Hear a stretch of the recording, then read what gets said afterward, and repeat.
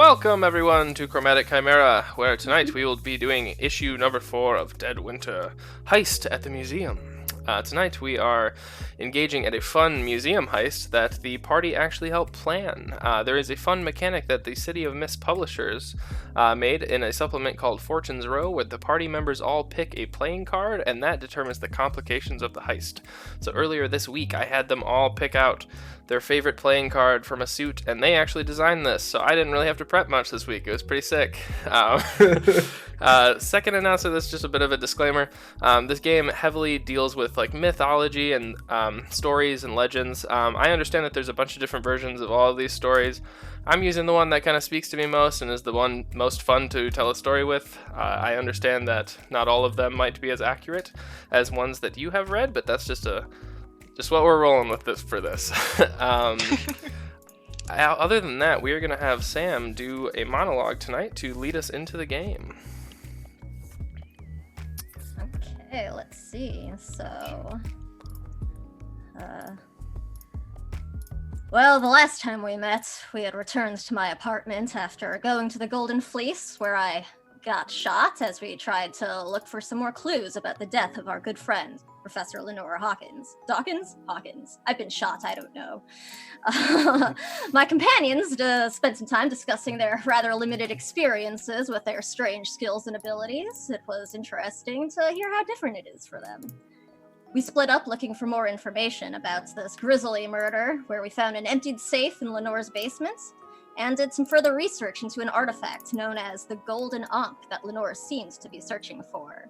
It seems to be a symbol of power and divine godhood that's connected to the ancient god Set. Our motley crew went to an auction that Lenore had noted down in her records, and here we found a strange golden sarcophagus that was purchased by the Honorable Magnus Lavat, a chief judge within the city. Aviva was able to get a closer look and found the sarcophagus was sealed with pure gold, unable to be opened, but we can sense whatever is inside has a powerful aura, much like we do. We went to Lenore's brother Arlo's apartment, since he has some connection to the jackals that killed Lenore. Our good friend Brock Benson, that smug party boy who needs to grow up a little, showed up, and Vincent and Kira overheard Brock and Arlo discussing the very same sarcophagus. It seems that they want whatever it is that is in there too, so we're going to have to get there first. I think after all of this is done, Yorick and I are going to need to take some personal time from the firm. I need a vacation. I'm too old for this shit. Nice. Amazing. Thank you, Sam. Fantastic. Okay, so we're going to jump right back into where we left off. We are right outside of Arlo Dawkins' apartment. Victor and I believe Kira had broken in, and they and they both escaped down the fire escape as Victor's phone went off, and it is his good friend Sylvia telling him that Lenore's body never made it to the morgue. And I think that's like when we're like running back out to the car, jumping into the. All right, so I'm like still on the phone with Sylvia, and I'm like, all right, so Lenore's body was never brought into the coroner's office. What? And I'm like putting Sylvia on, like I'm trying to connect to the Bluetooth in the car. Oh, let me. Set it up. And like the phone's like got like something doofy for a name, like, you know, the Bat phone or something. Because that's totally actually my own phone's name. Now connected to the Bat phone. Mine was default for a really long time, so. So yeah, it's connected to like, you know, the Ards Goetta or something like that. So we're gonna all talk to Sylvia together. So Sylvia, kind of run them all through what you were just telling me. And she's kind of like, I'm gonna stage whisper, but she's whispering. And she's like, well, I was able to get into the morgue, and finally kind of sneak through. They would never let me in, but I made it in, and Lenore's body was not inside of where it was supposed to be. I checked a few others, and there were other carcasses that weren't there. It was people that had all been expected to be killed by the jackals. They just weren't in the slate. And she's completely flustered, like I am speaking. And she's like, I really have to go, Victor. I'm sorry. I'll call you in the morning. No, Sylvia, that's fine. That's fine. I really appreciate the work you did for me here. I owe you one. I think she's already gotten, buddy. Oh, well, I do owe her one. I wonder if my dad knows that. So the bodies, they never made it to the morgue, or they made it there and now they're missing? Sounds like they never made it. Yeah, they never did make it. Then why? Oh God! But there were records, right? I thought Nora checked the records, didn't you? And we saw it on TV. I did, too. but they were vague. They didn't really have the normal information that they do. Yeah, and Sylvia would be able to recognize Lenore. She and her both had her for class, so. Mm-hmm. Well, that's unnerving, to say the least. Yeah. What did you all find out in the house? Anything? Nothing too much. We didn't find what was in the safe, which is what I was after, so that's annoying. And they also want whatever in the sarcophagus. And Zuck's crashing. Suck. I don't get that reference. Founder of Face. Never mind. You're so old. Founder of Facepalm. Facepalm's really old too. No one uses that anymore. Oh, Zark Muckerberg? Okay. Oh, does everyone use that crappy yellow bird site? I mean, no. All right, so we got to find out, first of all, what's in the sarcophagus. So we got to get that. So we could swing by my place, get some stuff, and then head over to the museum. I mean, yeah, that sounds good. I'm just thinking, like, the jackals, what do they want with bodies, right? Because they're basically the link between all of the other people. Do we know who, like, these other people are whose bodies are missing? Or is it just, like, were they just other people that we saw in the news where it was like, oh, this person was killed because of the jackals or something? Like, is there another link besides how they died? From Sylvia's description, it was just people that had been allegedly killed by jackal members. Huh. Wasn't there also, like, other people statues in the Zuck's, like, top area? Yep. Yeah, there were. Oh. So he's just going around goldifying anyone he can.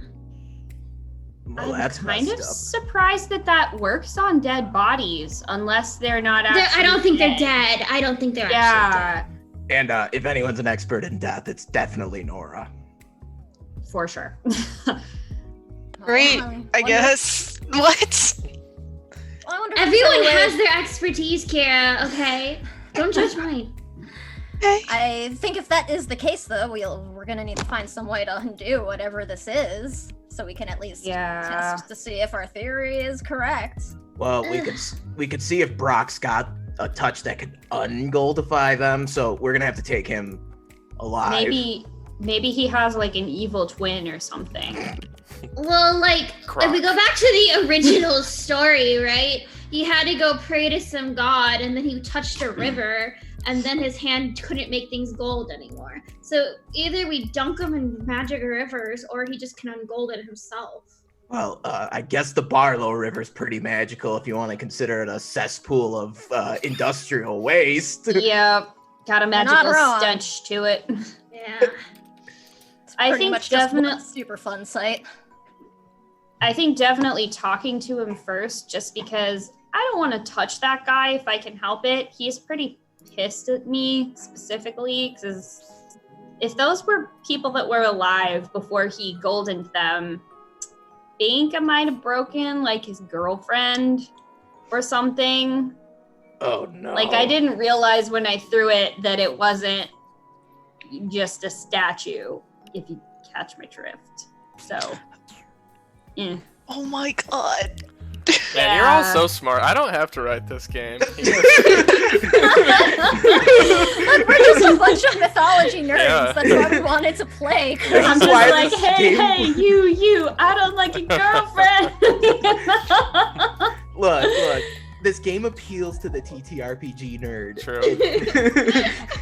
Plus, we're literally, like, all of our characters are a mystical coven, so Yeah. this is what I do for fun. Nora and I are Margot readers. I don't know. Honestly, I've been thinking we should just like leak this story to Margot. We should get it out there. Actually, it's not a bad idea. Mm-hmm. Kind of put them under a little bit of pressure. How much do you actually know about Margot?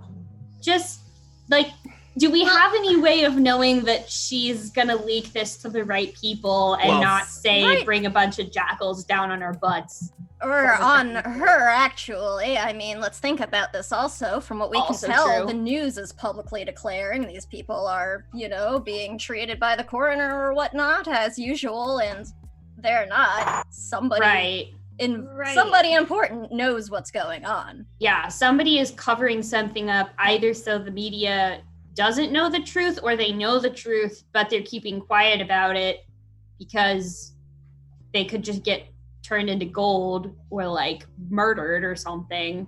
True. Well, I guess the only way we can find out any more about all of this is to, quite frankly, find out what's in that coffin. Yeah. So, yeah. Maybe we don't go live with the story yet because right now we're making wild accusations that we don't know are necessarily true or false. Perhaps you didn't smash up the Zuck's girlfriend. Hopefully.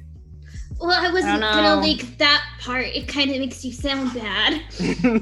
Well, this kind of sounds like we're at the stage where we maybe want to put some stuff together in whatever your blog's version of a manila envelope under the door is. And it's like, open this in case you don't hear from us in a certain amount of time, because it means if you're reading this, I'm dead or something like that. Like, maybe we can tell her send an email for a week from now? Like that kind of thing? Yeah, maybe. I don't know. Just going into someone's house is weird. Like, I'm just gonna... I want her to think I'm cool. I don't want to be a weird stalker who shoves an envelope in her door. No. It was metaphorical. I meant like we give her some information, but we say like, hey, maybe don't go public with this right now for your own safety or something like that. I mean, it is actually quite easy to set up like an automated email. Mm-hmm. Yeah. I mean, or we could just meet in a public space with her after we find out what's going on with the coffin. I do like this idea, but we should table it until we have more information. Yeah. I agree. Okay. We do need to go find out what's inside of that coffin. And we're swinging by my place first so we can meet the cats. Oh, no. Side quest. Oh my god, I just want to make Alex describe Victor's apartment. Yeah. Victor's 2-story apartment, not a story more. Right? There's not a story more. A story more. But there's a basement. So you swing your car through the city streets. You make it to the other side of town where Victor lives. I assume that he doesn't live in the industrial district as well. No, he lives in Old Town. Yeah. So you make it over to Old Town near Barlow University. And Victor, take it away. Describe your apartment outside and inside. So outside, it looks like one of those classic old-style brick apartment buildings. It's really nice. It has kind of a rustic feel to it, almost Gothic in architecture because, well, I gotta be this extra because of my mythos. So you go up a few steps onto a thingamajig and open this door, and the door, of course, has like the gargoyle-faced knocker on the door. And the peephole is like one of the eyes on the gargoyle, and there's like 5 locks Victor has to do to get into the apartment. Just and there's like a thing of as you open the door, there's a thing of garlic hanging on a string in the doorway. And let me see, 1, 2, 3. Aviva, when you walk into the apartment, you are almost immediately tripped by 2 almost identical looking black cats that are like snuggling up on your legs. And like Victor's like, oh shit, Noodle, Salem, come on. And he grabs them, picks them both up, and gives them both kisses. And inside the apartment, it's just as Gothic looking as it is on the outside. There's a few obscure black metal band posters on the wall. You swear there's one for Fall of Afrafa. And there's also just some really weird stuff. Like there's like a Winchester rifle over with like a cross laid into the stock over the fireplace. And And also there's like at one point you see on the wall like a giant like bat's head that's stuffed and it's like hung on the wall. And he just kind of tosses his bag onto the couch. Yeah, make yourselves at home. I just gotta grab a few things and change out of this. And then we can get How going. exactly am I the office weirdo? Because I keep my weird shit at home like a normal person. No, this doesn't qualify as normal, but I do like the bat head. Nice touch. Oh yeah, I killed that one like 3 years ago, I think. Gross. Okay. Poke it. It's our protected species, my friend. If we let these things run rampant, we'd be the protective species. And he's like loading up the M1911. By the way, Kachi, That's you know, actually like, our protected species in New Jersey, just saying. are they? Well, not this species. Florida too. Hey, Aviva, you know any gun restorers? I know you work at the university. No, not really. I mean, Shit. I think I know one guy that is into like historical reenactments, but it's like 1600s. It's not Never mind. properly speaking a gun at that point, more just like an explosive stick. Yeah, that one's Lincoln's. I don't know. He supposedly hunted vampires back in the day. Anyway, I'm good to go. And he's like got a backpack up, slung over his shoulder, and there's there's totally just like bat paraphernalia all over. I read that one. I read that one on Marco's blog. Yeah. Thank you.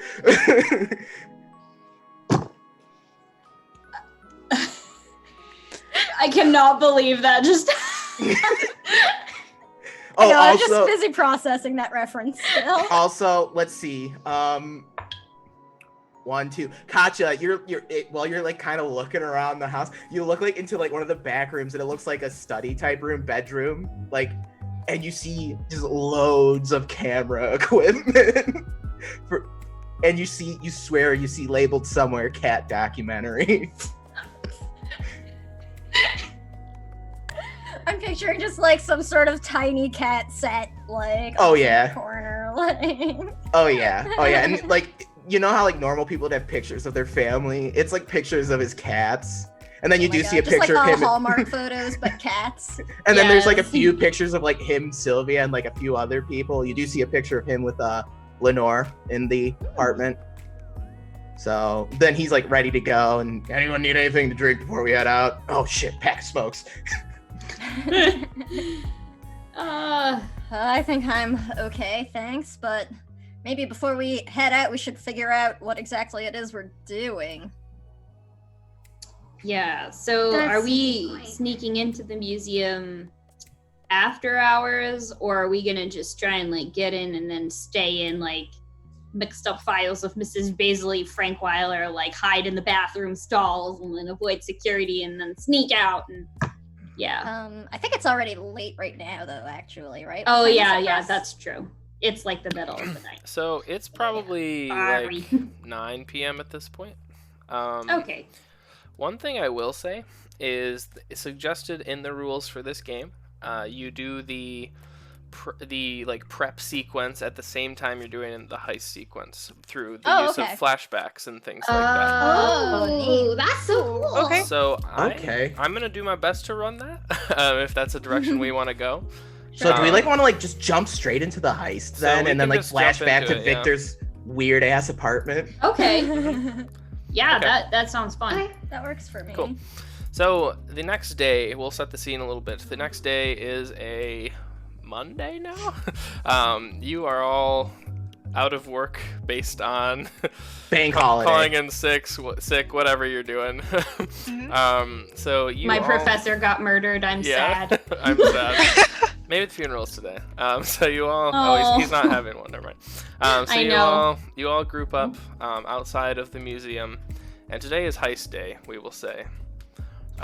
We will say that you staked it out the night previously, and we will do that through the means of flashbacks during the heist. So, what are your plans for this heist? And we will go over complications during it. I'll be making you roll investigation checks mid-heist to determine what you learned in the past, if that makes sense. This is kind of session 0 stuff when I said that the timeline is loosey-goosey. So, All right. Okay. So kind of like what we were saying earlier, I do like the idea that someone does get us all in, and then we go find like the security room where we can like set the cameras up on a loop. and cut like phone lines or whatever, or the alarm lines in case we do get spotted. We're not like getting the silent alarmed and getting bum rushed by the cops. That's smart. Okay, so you enter into the museum together. Victor, since you said that, I'll have you make an investigation check on the security and anything you can learn about the security guards. I would like to use my sixth sense, occult knowledge, and eye for detail. Okay. Tags. 6 on 6. All right. Okay, so you get a bunch of clues about security, and they all pertain to the security department. So I'm just going to tell you clues about them and a little bit of information that you learn about them. So you do all find the casket together the night previously. It is in the Egyptian mythology exhibit. It is in the back, and it is on the second floor. Victor, what you learn about this is that every hour a security guard rotates through the Egyptian mythology section. So every hour you're going to expect at least one guard. The second thing you learn about security is that there is a guard like camera room on the first floor right by the entrance. Okay. It seems to be locked from the inside, and you hear rustling as you're kind of scouting out the night before. So you know somebody's in there. Okay, I would like to also think like we kind of looked up the private company that does the security, looked up their user manuals or their employee guidelines and whatnot, and like that's how we figured out like the patrol pattern and stuff. Sure. Last thing is there is one camera in the ancient Egypt exhibit, and it is not like hard to find. So it is right on the wall facing the coffin. All right, and then we kind of like when we're scoping it out, like I'll point out the cameras to the friends, and like we got like an architectural map of the place that we were able to obtain from public records. Sure. And circle where the cameras are on the architectural map. God, I'm putting a lot of thought into this heist. I'm so sorry. No, I'm here for it. We had the warm up with the honey heist last week. We did, so. yeah. That's honestly what I'm basing it Oh off. my god. So you continue on heist day as you all kind of make your way in. It is pretty busy today. Maybe it is a bank holiday. And there are kids running around. There seems to be like a field trip of sorts here. So there are little kids running around, maybe 5th, 4th graders. Gross. And a few teachers. Sorry. Damage. None of my siblings, right? Just No. like, okay. Not today. Not that complicated. A few of them are huddled around the giant dinosaur exhibit that is right in the center entrance hall, saying, "Oh, teacher, look at that one!" And the underpaid, overworked teachers are silently, gloomily standing there next to the kids. Then let's have someone else make an investigation check about the night previously. Whoever wants to. I'll do it. Let's see. What am I going to add? So is this like investigating the coffin and stuff like that? If you'd like it to be, yeah. I would like it to be that because one of my tags is protect the powerless, and if you're dead, you literally can't protect yourself because you're dead. So I will add that, and I will add eye for detail and connected to history because we're in a museum. Go for it. No.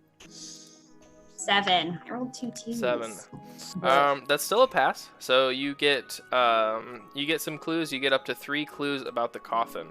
If you would like to ask those, that's fine. If not, I can just rattle off a few facts you notice about it. Let's have you rattle a few facts. Okay. Just because I feel like I've already looked at it before during the auction, so it makes sense. Sure. The casket is surrounded by a touch-sensitive alarm. Okay. There is a little pattern of red dots that you see kind of when the room gets a little shadowy. You can kind of see that against the coffin. The coffin is incredibly heavy. Just by assessing it, you think that maybe using your mythos you could carry it alone. But even that is kind of pushing it. You might need somebody else to help you if you want to move at any speed at all out of there. And then the third thing I will say is that this casket looks like it has already been cleaned. so it is ready to be removed. Cleaned. Okay. Interesting. Those are your clues. Thank you. All right, so we continue on through, back on Heist Day, back on Monday. Where is everybody positioning themselves? I think I'd like to, well, obviously not enter the museum with the rest of the group, because that's a bad idea. I've seen movies before. We all go in through different entrances.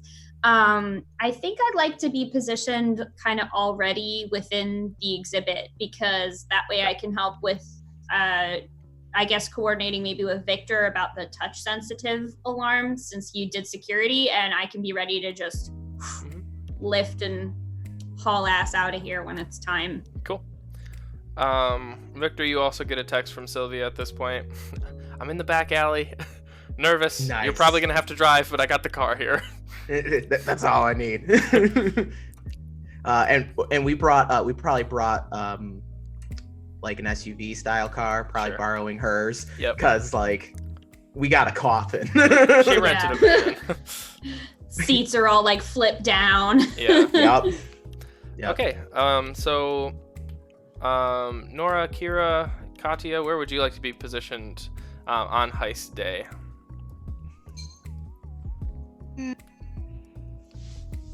Sorry, Curzon is currently attacking my sheet that I have up for my screen. Not the city skyline. Yeah, it's a problem because it's attached to the shelves that I usually have up behind me, and they will fall on me. Ooh. So, sorry, this is No, you go take care of that. Kira, Nora, where would you like to be positioned during this? We've got the front entrance. We've got in the exhibit as well to help Aviva. We've got the back entrance. We've got the security guard office. We've got the auction room. There's not a lot going in or on in there today. Ooh, should I go near that security guard office and hopefully if any call comes in, I can stop them? Does that sound good, guys? Yeah, no, I think you'd be good at that. That was gonna Okay. be my suggestion, was since you can like bamf behind doors and be unseen, you take care of the security room and lock it Yeah. down. Okay. Yeah, and you're really good at talking with people, so you can just make up a lie about having a job interview or something. Okay. Okay, so Kira, you are positioned by the giant dinosaur skeletons, and you're kind of watching all the kids kind of run in and out of the building. And you do see every once in a while basically a museum security guard go in and out. He goes on this hour-long patrol that Victor has cited as well, so you are right there. Mm-hmm. Nora, where would you like to be during all of this? on For Heist now, Day? I'll hang out in the room with a coffin. Okay. And just on the opposite side of it, though, so just Okay. get different angles. Sure, so Aviva's kind of right in front of the coffin. Nora's on the other side looking at some like hieroglyphics and things like that, and pieces of pyramid. Nora and Kira, why don't you both roll me investigation checks? Okay, oh, I'll just position myself outside the security room just in Okay. case Kira needs to know, hey, someone's coming, get out. Okay, so you're Okay. kind of lookout. Mm-hmm. Okay, so you're really close to the front entrance then. Yeah. Ooh. Dirty 12. 30-12, all right. Okay, so you get as many clues as you used power tags. So how many tags did you invoke? I think I only had one working on the down low. Okay, I don't think I so have other investigation ones, yeah. that's all good. So you get one clue that you want to know anything about. So if you have a question, if not, I can just rattle off another fact about the museum. Yeah, just give me another, just spit some facts at me. Okay. You notice that the museum curator, they are here as well. I forgot their name, so give me 1 second to look that up. But this is the individual who was wearing the like jade green dress with kind of the undercut hairstyle at the auction the night before. Not Okay. that Jade. It was Claire, right? Yeah, thank you. Perfect. Yes, it was. I Yep. was right. Well Nice done. job. Both our faces, Alex. Yeah. So Claire is walking around as well. You don't know how long they will be here, but you do kind of overhear a conversation they're having with another woman. And they say, well, I think I'll be working late again tonight. We got to make sure all these deliveries are ready. So I'll be in my office, 3rd floor. You know where to find me if you need me. And they give her a hug, and the woman takes off. So you know that Claire, the curator, will be here late on the day of the heist. Okay. And Nora, investigation check. I got a 10 and I had 4 power tags on it. Wow, okay, so you get 4 clues. Holy shnipe. I don't know if I have that many facts left, so any questions you have? I guess one of my questions would be, I'm trying to find a way to distract Claire. If I Facebook her, does she have any family tags on there? People that we can just pretend call her out of the blue? They do have a husband, and his name is Frankie. Is there any women? Because the 2 people we have who are good at talking have female voices. Fair. They also have a daughter named Caroline. Cool. I will text the group and let them know that maybe they should have a fake call that Caroline needs them to come home early or something. Okay.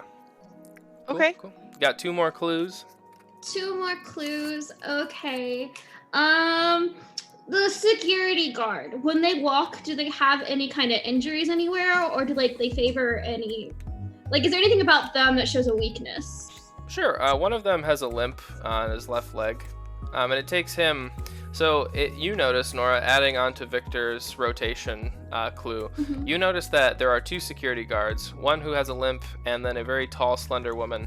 The one with the limp takes actually a few minutes longer to go up the stairs and check everything out, so you have a little bit more time when it is his rotation. Okay.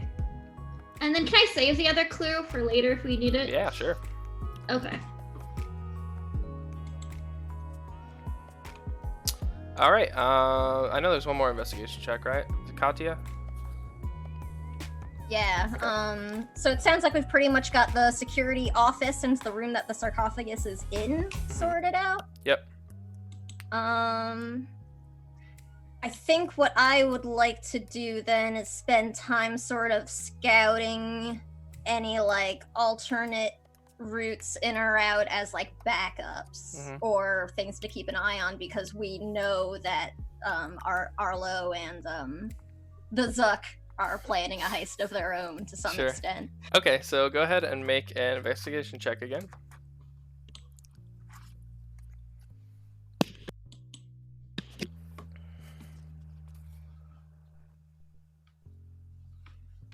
Let's see.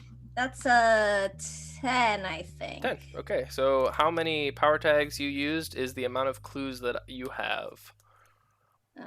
Okay. I only used 1 because I'm not the best for investigation. That's all right. So you got 1 clue. So this clue is what alternate exits are there. So I will say, Katya, that you kind of check out the elevator.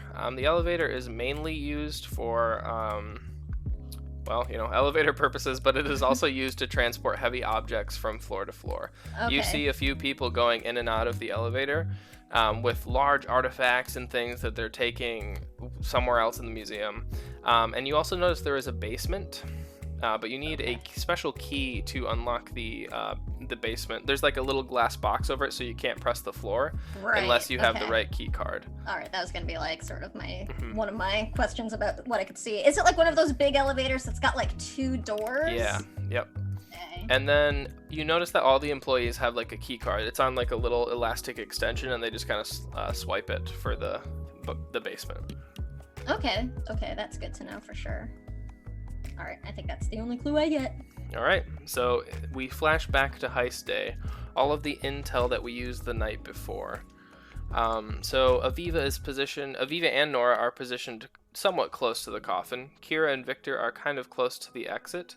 Katya, where did you want to be? I guess I'll position myself to be sort of a potential runner or interference, Okay. like at sort of a middle point between the entrance and the sarcophagus room. Okay, so just you're kind of like up the crest of the stairs, but not too far towards the mythology exhibit. You're looking at some waterfowl in Barlow City exhibit, and it's really boring. Actually, I probably find it interesting. Oh, that's true. You probably love it. So you get swept up in that for a while. And what is going to kick off this heist? I'll let you all communicate through text and stuff to know when it is go time. Do we want to wait till nighttime and hide out in the museum, or did we just want to pull it in broad daylight? Oh, I want to wait till nighttime. I'm like- excited. I feel like Thinking nighttime. A giant gold coffin might be a little suspicious in the daytime. Yeah. I don't trust our capability to pull that off. Can I just ask really quick to see if, as like part of the setups, could maybe Victor and what is your best friend's name? Stella? Sylvia. Sylvia. Okay.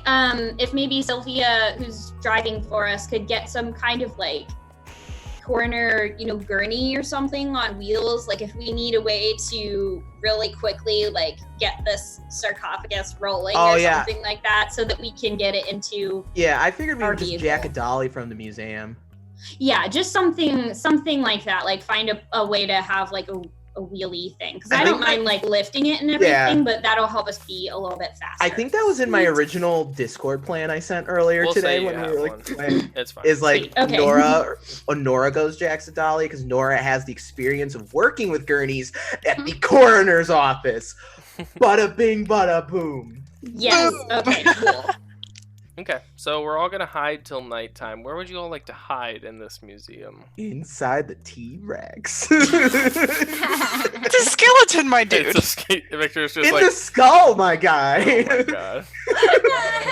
Oh my god. How are you gonna get in there with everyone watching? Regardless, that I would like. count as a third story. Yeah, true. Oh, come on. Regardless, I would like you all to make stealth checks as you find your corner of the museum to hide out in. Oh my god. Won't let me hide the T-Rex. I mean, I will. It's Do I fine. I'll have put a different Anything namespace. that helps me hide. Are you working on Nope. the DL? Yeah, working on the DL. Okay. Eye for detail. I'm gonna use the Sixth Sense because I can find somewhere. Ooh, can I use Holy Warding to like turn myself invisible? Okay, sure. I don't care. Nice.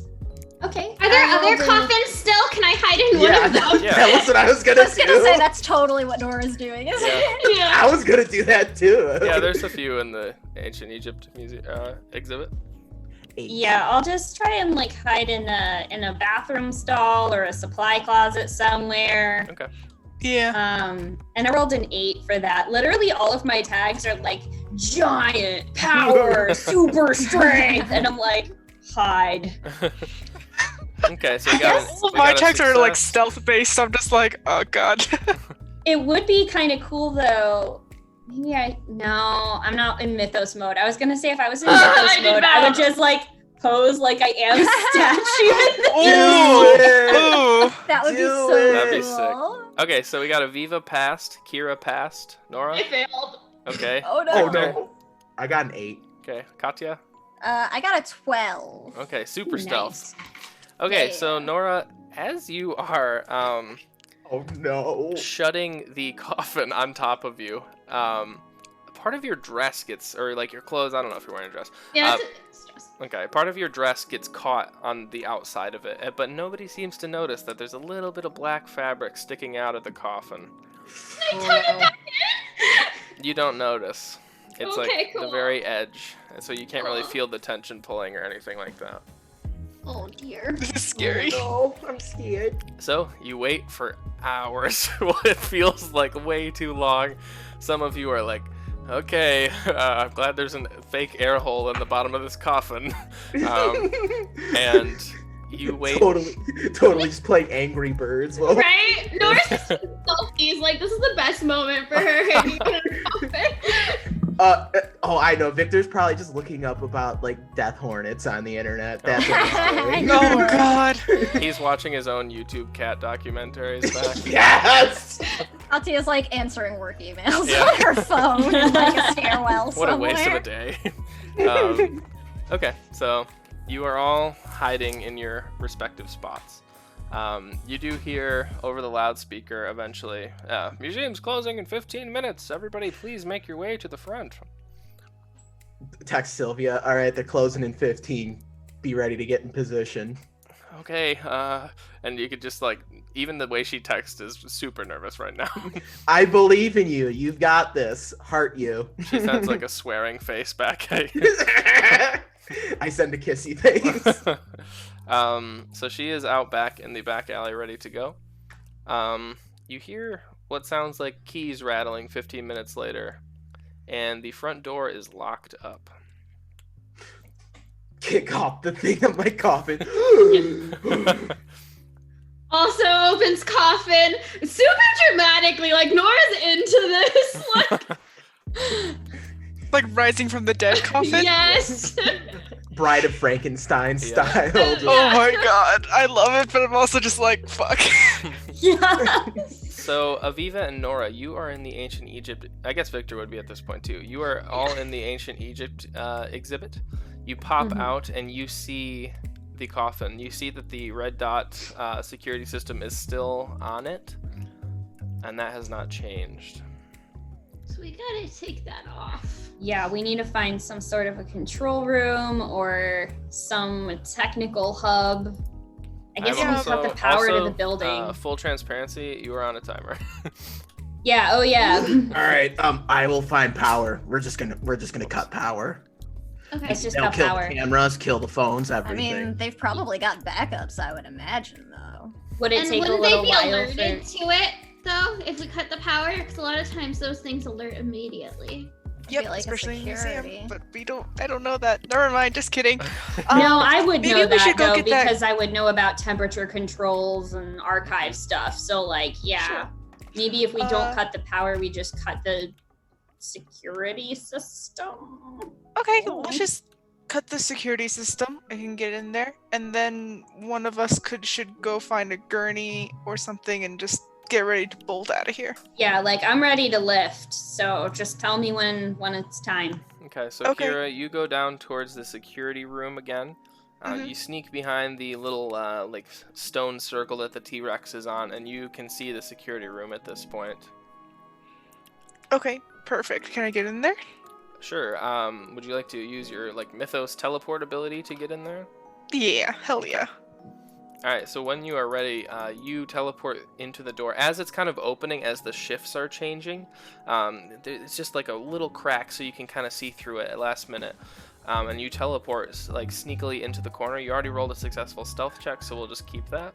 And you do see the elderly male museum guard with the limp that we spoke about. He's kind of sitting down, drinking some coffee.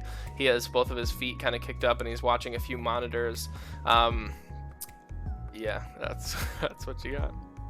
Oh, so I went inside and I see that, or not yet? Yeah. Which one? You can go inside if you want. You can teleport in and see that, or you can continue waiting. I'll wait and be like, okay, there's somebody here. Do I need to take him out, or what do we do? What do I do? I'm just texting people this. Yeah. You get a text back from Victor. If he's watching the cameras, he can see us. Take him out. And I'm texting him. I was like, okay, fine. He's just Gently. an old man. Gently. Yeah, like he's Don't old. kill him. Okay. I didn't not mean going to to kill kill him. him. I wasn't going to kill him. I Why do you guys think I'm a murderer or just heard the phrase "take him something? out," okay? Like to me, that's like pew, snipe someone from far away. Like Oh, I just Fine, picturing like it's just a take him out to text. dinner, whatever. I love that. I just picturing like our text conversations. Like I didn't gently, and then I didn't mean to take him out like that. It's just- Kira like walks in. Hey, come here often. Take you out to dinner. All right, Kira, what are you doing? What are we doing, Kira? Come on, we're on a clock. Go. I guess I walk in and I surprise motherfucker him. Surprise, motherfucker! You're just gonna try and knock him out? Yeah. All right. Go ahead. Gently. Yeah. Go ahead and roll a hit with all you've got check. So 2d6, of course, and any tags that you would apply to this. Okay.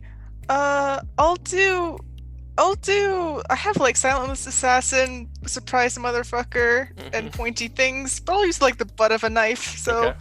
it's fine. It's not as bad. Yeah, okay. Go for it. Okay. Oh, I'm not even in roll 20. What did you roll? Oh, I rolled a 10 total. Okay. So that is a success. So you achieve the goal that you are looking towards, basically.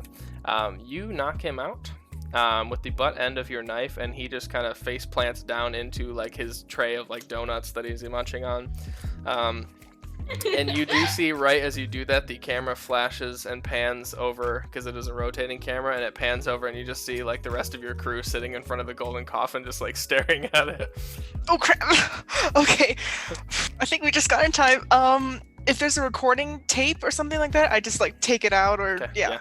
You just take it out, and the security control panels are at your disposal. I send a picture to everyone. I don't know what this is. I don't know what I'm doing.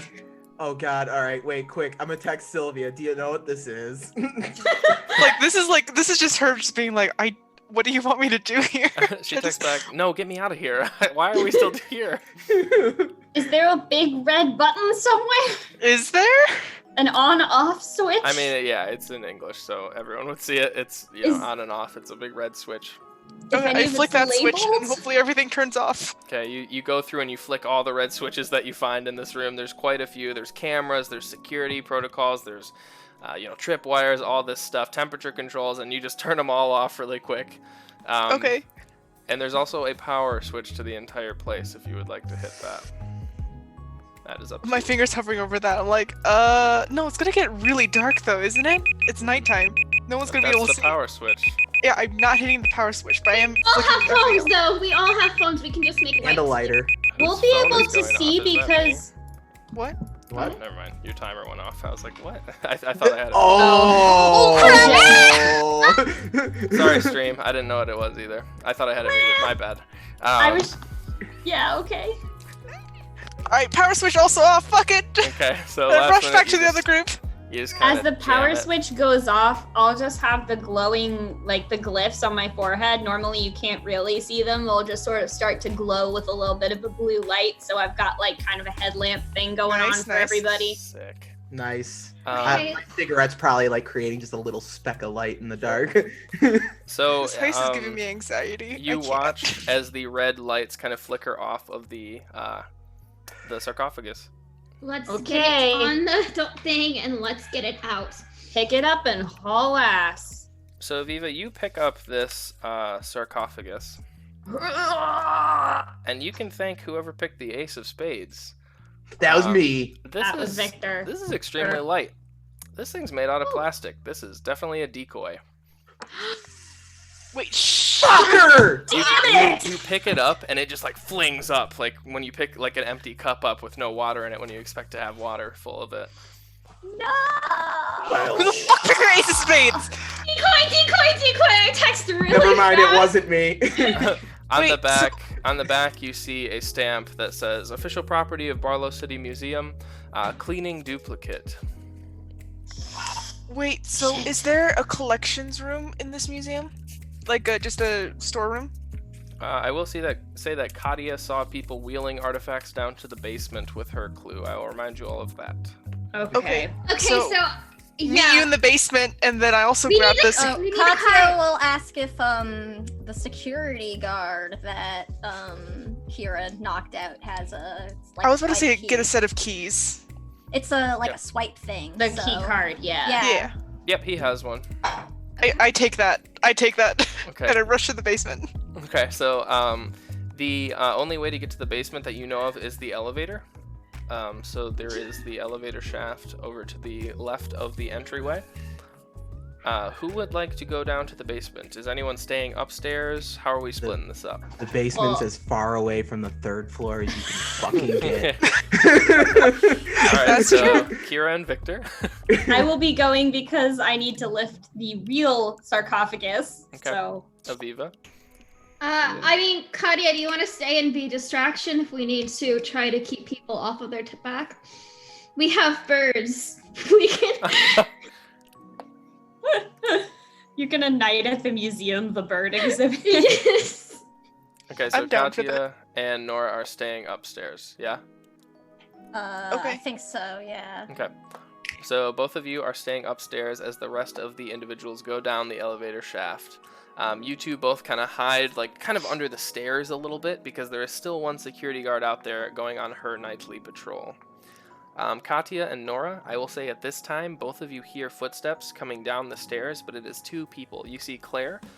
They are the museum curator that I just described, and they are with another woman who Nora would probably recognize. This is a doctor. They are not they don't work in the coroner's office. They are a surgeon, but you've probably run into them here and there. This is Dr. Piper Dux. Piper Dux. Okay. She is one of the top surgeons at the Barlow City Hospital. Victor, if you were up here, you would also definitely recognize her. I'm not, though. Yeah. I mean, yeah, especially because my dad had his arm pretty jacked up, so he probably went to her. Yeah. Dr. Dukes definitely has a mythos, and she is talking to Claire. Claire goes on to say, well, it's almost ready. We just want to make sure that it's as pristine as possible for Mr. Lovat. I slipped into D&D for a second there. Mr. Lovat, he's coming tomorrow, and we just wanted to make sure that it is as polished and pristine as possible. And Dr. Piper Dukes goes on to say, well, this needs to be done now, Claire. We are not messing around with this. Mr. Lovat really would like this piece in his collection ASAP, and it honestly a bit of an inconvenience you've put us through to wait this long. And Claire seems to be standing their ground because they are quite dedicated to the preservation of artifacts, and they want to make sure that it is as pristine and ready to go out as possible. So Claire says, I understand. It will be ready tomorrow. I will see you then. And Dr. Dukes kind of walks out. She has long, like, auburn-colored hair that is kind of up in like a messy ponytail. And she's definitely agitated, and she walks out and leaves the museum. Weird. Those of you, elevator crew, the rest of you, you descend. I just figured something out, I think, as a player. Wait, Texa, what do you think? What do you think? No. Text us! We gotta, it's mythos stuff. We gotta figure it out. So you all descend, the three of you who are going down, you descend the elevator shaft. So, this is going pretty good, don't you think? This is the music. It's still like. So, yeah, I think this is actually going pretty great. I mean, the decoy is just kind of we should have thought of that, right? I mean, fair, but yeah, we still. should have really, but we hopefully still have some time before the next rotation of the guards, and I just like put it all back so it doesn't look like anything's been disturbed. Yeah, I just wish this elevator would move faster. Kira's just eating a donut right now. I didn't have lunch. Wait, where'd you get the donuts from? Oh, the security guard office, you know? Yeah, did you check out his walkie-talkie, make sure his partner wasn't trying to call him? Did I? I don't think I did. No. Oh. So ding, you hit the bottom floor. The double doors open behind you, as again we said it's like a two-way elevator. You look out into like a white tile. It's almost like a hospital tile, how it all looks the same no matter what hospital you go to. And there's just white walls with this bright white light. You kind of peek around the corner, and there is just a single hallway down to the edge of a door. Unfortunately, there are two men dressed in black suits standing in front of the door at the end. And you do hear one of them say to the other, look, all I know is Lovat better give me a fucking pay raise. I'm sitting in this goddamn museum at like 9 on a Monday. I could be out at the game right now. And the other was just like, shut up, Artie. And he just goes on. And whoever pulled the 4 of diamonds can be thanked for this complication. All right, Victor's like, all right, I got an I don't idea. remember what I did. I've got an idea. Kira, you're with me. Okay. Follow my lead. Well, we need you to lift the thing, get out of here. And I'm going to walk up to him and be like, hey, boys, what's going on? just walk up to him, looking like Oh my my God. scuzzy self, my usual scuzzy self. You know, the not fully tightened tie, wrinkly Sure. white shirt underneath the trench coat. Are we doing get up? No, look, old Maggie said you guys get to go home. My friend and I are taking over for y'all. Ugh, and I really wanted to go to the game tonight, but whatever. Yeah. I know. I was really looking forward to that game. I'm sorry. I'm sorry we can't make it to the game tonight. Okay, well, you owe me another date. Hey boys, how are you doing? They look you both up and down. They're like, what the fuck? And I look at Kira now, and we're gonna just. all right, go ahead and if you're both doing this, go ahead and make go toe-to-toe checks. Hell yeah. Level-headed, whip of alchemy, stunts, holy warding. Okay. This counts as level-headed. Yeah, this is something. So I just looked it up, and it's actually kind of perfectly fitting that Cindy was the one that pulled this card, and so it's like, this is the complication Yeah. that you have wrought. And You must now deal with it. I apologize. So I got a 13 total. Nice. I got a 10. Yeah, okay. So the two of you together, you can give them both the status of unconscious. You So just completely catch them off guard. Cool. I like to imagine like Victor just whips the coat open, pulls the whip out, just uses it to trip one of the guys up and pulls him to Kira so Kira can stomp on his head to knock him out. Hey, look, Jesus Christ. cinematic, okay? Why do we Let's have get this cinematic. weird synergy? Because Right. it's Just like- totally, yeah. And I imagine like Kira's like bamfing around, like kicking the dude at me so I can like just uppercut him. Aviva, you just kind of like peer around the corner like, what the fuck? You just watch I'm this just like, payoff. Diddle-oo, diddle-oo, diddle-oo, diddle-oo, doo-doo-doo-doo-doo. Castlevania music. I think as this whole interaction is going on, maybe Victor is still just like, so not a murderer, and I'm just like, I don't think so. so I you punched a car and broke a statue. This is some next level shit, you guys. we didn't kill him. We just knocked him. This is like superhero action. They're just taking a nap. I didn't know that I killed her when I broke the statue, okay? Jeez, way to bring that up. Feel really guilty about it. You all get up to the unconscious guards. You step over them. The door is not locked because, they were right there. So you push open the kind of like push double doors, and in the center of a white glass case is the golden coffin. It seems to have been being dusted and things like that. There's a few like automated machines that are currently like scanning it and making sure that it is the right temperature and things like that. Is this the real coffin? This one, you go up and you kind of lift it. This one's heavy as hell. It is Checking probably- manifests to make sure. Yeah. It's the real one. All right, I am going to go full on mythos mode a little bit, embiggen, as you see. My arms just turn thicker, Mhm. and I can pick it up. My rocky clay embrace. Sure, you kind of heft it over your shoulders, and you just you're ready to go. As we're like carrying the coffin out, I'm gonna look over at Kira and be like, "Good move with the girlfriend one. They could caught him off guard there." Hopefully. Not that I want to date you or anything. Gross. Ew, yeah, gross. It goes to put up knuckles just because we whoop those guys' butts. The most unlikely of friends. So, look, I know this is kind of weird, but you want to make cat documentaries sometime? I feel like we've, been through a lot Guys, these this is past really few heavy. days. I think we need to go now. Oh shit! Sorry. Oh my god. Me was the third wheel. Oh god. Okay, sorry. I can see like some stony veins just like bulging in my neck and my arms. I'm like, this is great, but let's go. Oh shit! Sorry. I'm happy you're bonding, but I'm not. All right, so you make it to the elevator. You kind of, again, this was made for large artifacts, so you can get the coffin in and rest it down easily enough.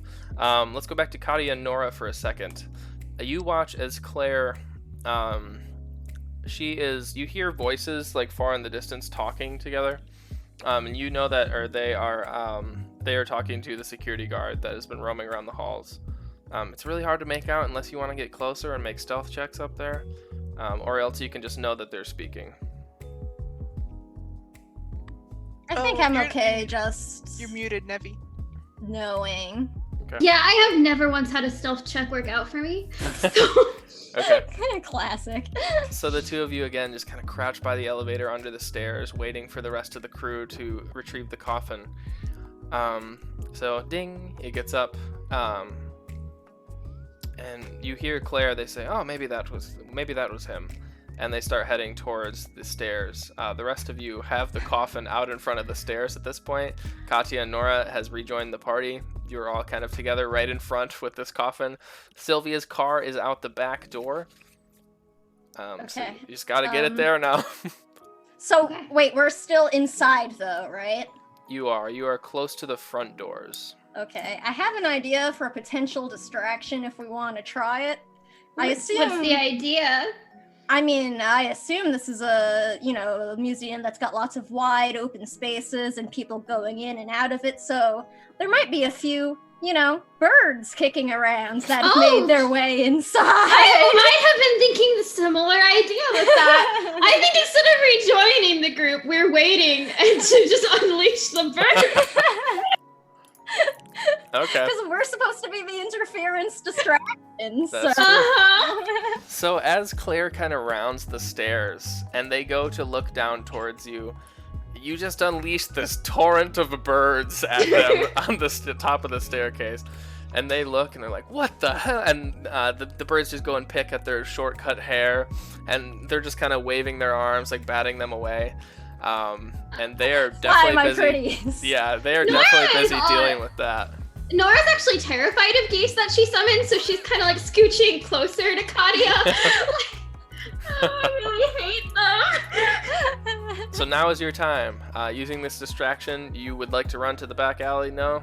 And to the getaway driver? Yeah, I guess so. Let's hustle. So Aviva just hefts the coffin back onto her shoulders and just takes off across this thing. You make it to the back alleyway. You hear at the top of the stairs, what is going on? And you hear one of the security guards now has like gotten out like a nightstick and is like fending the birds off from themselves. You do hear footsteps behind you, but you burst out the back alley doors and you see a nondescript brown van sitting there with a nervous woman in the front seat. This has to be Sylvia from Victor's descriptions. She is clearly anxious as hell and like shaking on the wheel though. She leans out the car window and she's like, oh god, Victor, you have to drive, I can't drive, and she scoots over to the passenger seat. You're muted. Oh, you're muted or something. Oh, my mic was actually muted. There we go. I can drive. It's fine. I got this. Oh my gosh, and she just like panic rolls over to the passenger seat. And then as a joke, I'm gonna take out what did I name my M1911? I gave it a fancy name. I named it Chris A. Grimm. I'm gonna hand it Chris A. Grimm to Sylvia and be like, in case there's trouble. She holds it with like one finger. She's like, what is going on? I don't have time. Please open the back door, please. Open the door.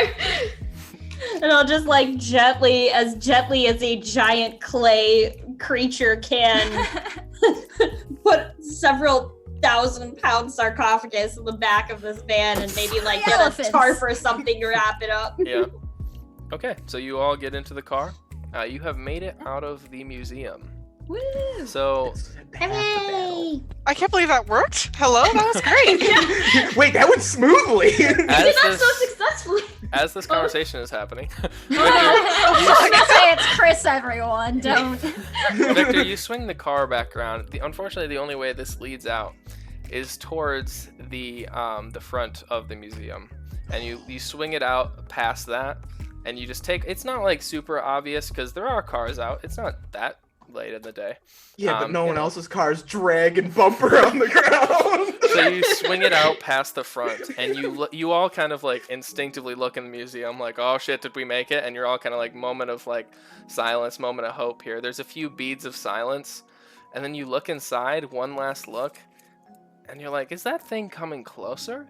And all of a sudden, just the front of the museum just explodes in this fountain of stone, and this large T-Rex skeleton has turned out towards the car, and it is definitely animated and definitely pissed off. Yes! So, I've been so happy to be screwed. Whoever did the 2 of clubs, this is on you. Who's this on? 2 of clubs. Hell yeah, Debbie! So, Yes! at Oh this my point, god. So good. you look over to Also, Sylvia, fuck, Victor. but I'm really happy. She's just sitting there like, she now has the gun gripped in her both hands, kind of shaking a little bit.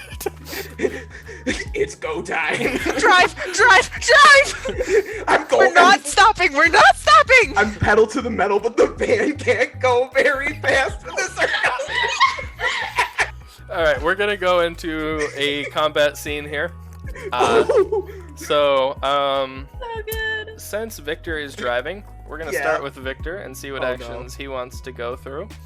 And then the rest of you, feel free to jump in after his turn, because again, there's no real initiative order. But yeah, Victor, what would you like to do first? Just because you are in the driver's seat, we're gonna let you start this combat scene. Evasive maneuvers. Okay, what would that be? I would like to try and turn, make a sudden turn down an alley street or something to try and lose the T-Rex. Okay, I would say maybe that's a take the risk check. Okay. It's almost like an acrobatics check. So let's see. Can I use my Sylvia because Sylvia's my comrade in arms card, right? Yeah. So sure. can I use her as for power tags in this moment as well? Yeah, that's fine. Because she's present, and Yep. so we'll say she's shooting the gun at the T-Rex. It's not going to be very effective, but it's something. She's missing, hitting the side of the building. And you notice the bullets are super radiant because that's how it has to be. My Holy Avenger is a pistol. Sorry. So I'm gonna use 2 Sylvia tags. Okay. Lifesaver and best friend, and I'm gonna use stunts with my Alright. magical arsenal. And we're gonna do that. Go for it. +3. That is a 9. All right. So you have a mild success. So that means something for sure. Okay, so that means that you evade the T-Rex, but I get to use 2 hard MC moves as potential outcomes of this. So they are not going to be completely, you die, the T-Rex eats your car, but you did not completely succeed in this. Okay. So let me check these out real quick. Okay, so I'm going to give you 2 MC moves, and I'm going to let you pick between them, which one you want to happen, okay? So the first one is you swerve around the corner, and this car does not have great handling, so you accidentally nail another car that is parked in the street, and that alarm goes off in that car, alerting people of what the hell's going on. Maybe not a bad idea if a T-Rex is chasing us. The second thing is you can just take you as in Victor can take a tag of stressed 1. So on your mental health, you would take a tag of stressed because this is pretty messed up. We're gonna slam the car. All right. All right. Just turn. I'm trying to turn the wheel. The power steering in this old van's probably going anyway. We got a 2-ton sarcophagus in the back. This isn't happening.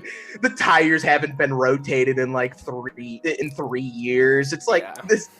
So you slam into the side of this souped up sports car, and this guy yells out, "Hey, that's my car!" out of the window as the alarm starts to go off, and a few people duck their heads out the window and see this brown van just kind of trying to turn around as fast as it can. And what about the T-Rex? The T-Rex kind of slams into one of the big brick apartment buildings next to the museum, and it is evaded for the time being. It cannot attack you on its turn. Next turn, we'll say. But it is still following you. So you have done a mild success. You've evaded from getting eaten, but it is still on your tail. Okay, so who wants to go next? Anybody else have any ideas while they are sitting in the back of this getaway van to use on the T-Rex? Oh, man, I don't... Yeah, why the fuck not? Sure, this is scary even for Katya, I think. I'm just oh, alright, well... fine then, and I'll like roll down the window, and I'm gonna reach into my bag and pull Yorick out, Okay. and I'm just gonna try to lob some magic fire at this fucking T-Rex. Cool. Make a go toe-to-toe check.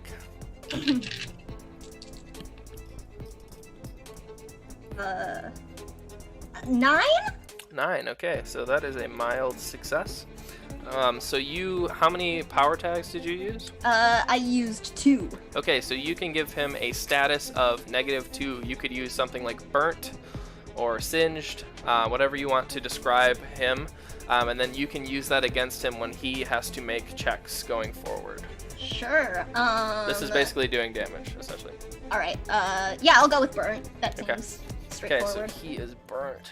So you watch as Yorick kind of opens up his mouth, and these like balls of fire just launch out of Yorick's skull and hit the T-Rex in the rib. There's like cartilage and bones like slamming against the walls as he's running through. It's like leaving bones behind in the street, but his head is still just like a snake kind of tracking you through the grass, tracking you through the streets as Victor just continues driving as fast as possible. I like lean back in and I look at Yorick and I'm like, finally, Jesus. He just burps fire. I like wave it away. All right, who wants to go next? Can I ask a quick question Yeah. of the MC? Sure. I still have a point of juice left Mhm. from the last Ooh. session. Yeah. Is there any way that I can spend that point of juice on our vehicle? You know, like sure. as like an old car gets its last little extra oomph to make it go up a really steep hill kind of thing. It was made in the 90s, so it's still actually pretty good. Right, it's one of the like Japanese cars, like the Yeah. commuter cars that never dies no matter how old it is. Yeah. I'll say if you want to use your turn on that, sure. Yeah, because I don't really have that much that's like combat unless I'm up close and personal. So I will use my last point of juice Okay. on our vehicle. Okay, so as you there's no real narrative way to describe this other than Victor, all of a sudden you press down on the accelerator as you're rounding the turn, and it goes farther down than normal. Maybe this thing still has life kicking in it yet. Praise Going be turbo. the Omnisaya. So because you said that, I will give the car, anyone who does anything with the car, I will give it a tag of Turbo 1. So you can use that towards your rolls, whoever is driving or using the vehicle in any Right. way. So That's pretty Anna, sick. idea. You can like start punching shit in the streets to like create like difficult terrain for the T-Rex. I could, except I'm in the vehicle. You could like could you like clayify a hand and just like stick it out and start knocking over like stuff? Like we get I close could enough to a car. try. We'll come back to it next turn. Yeah. So we got Kira and Nora still. Can I actually just do an investigation of like, is the T-Rex itself a mythos? Is someone controlling it? Do we see the person controlling it? Sure, make an investigation check. Okay. But also, that's a great background. I only rolled a 6. I missed. All right, so as you're zooming, you're kind of focusing in on this T-Rex. You're trying to see if you can sense an aura of a mythos or anything like that. But as you do so, Victor swerves around another corner and kind of hits a fire hydrant, kind of tailing it off, and your vision gets swerved for a second, and unfortunately you can't discern if this thing is powered by itself or someone else. Okay, that's fine. Thanks you. So on a miss, he is going to get to use his move. He is going to chomp the car. So you watch.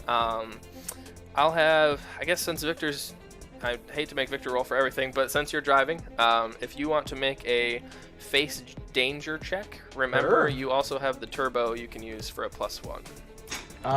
Can I invoke the turbo before or can I like invoke it after I make the roll just to see? Invoke the turbo. Yeah, sure. Okay, so I'm gonna use stunts, and then I'm gonna use one of my Sylvia tags to shoot at the T-Rex, try and just help Sure. somehow. So yeah, and then I'll invoke turbo. Okay. I'll invoke the hidden nitrous oxide canister. Need for speed, baby. That's gonna be a 10. Okay, so that is a good success. So you evade the T-Rex. You see as it looms over the car and catches up a little bit as you're losing speed.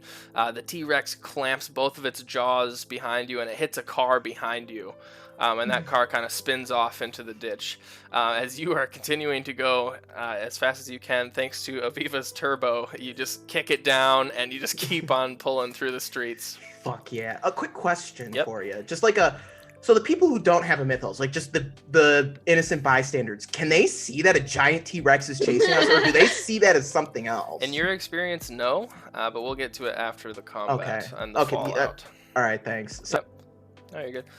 Nora, you are last up. Okay, I guess I'll just try to make weeds under one of its feet so that way it can move less. Cool. I would call that a go toe-to-toe check to see if you can impose some disadvantage on it. Okay. Wish for the uncanny should work. And does this count as responsible? I don't think so. We'll do 2 then.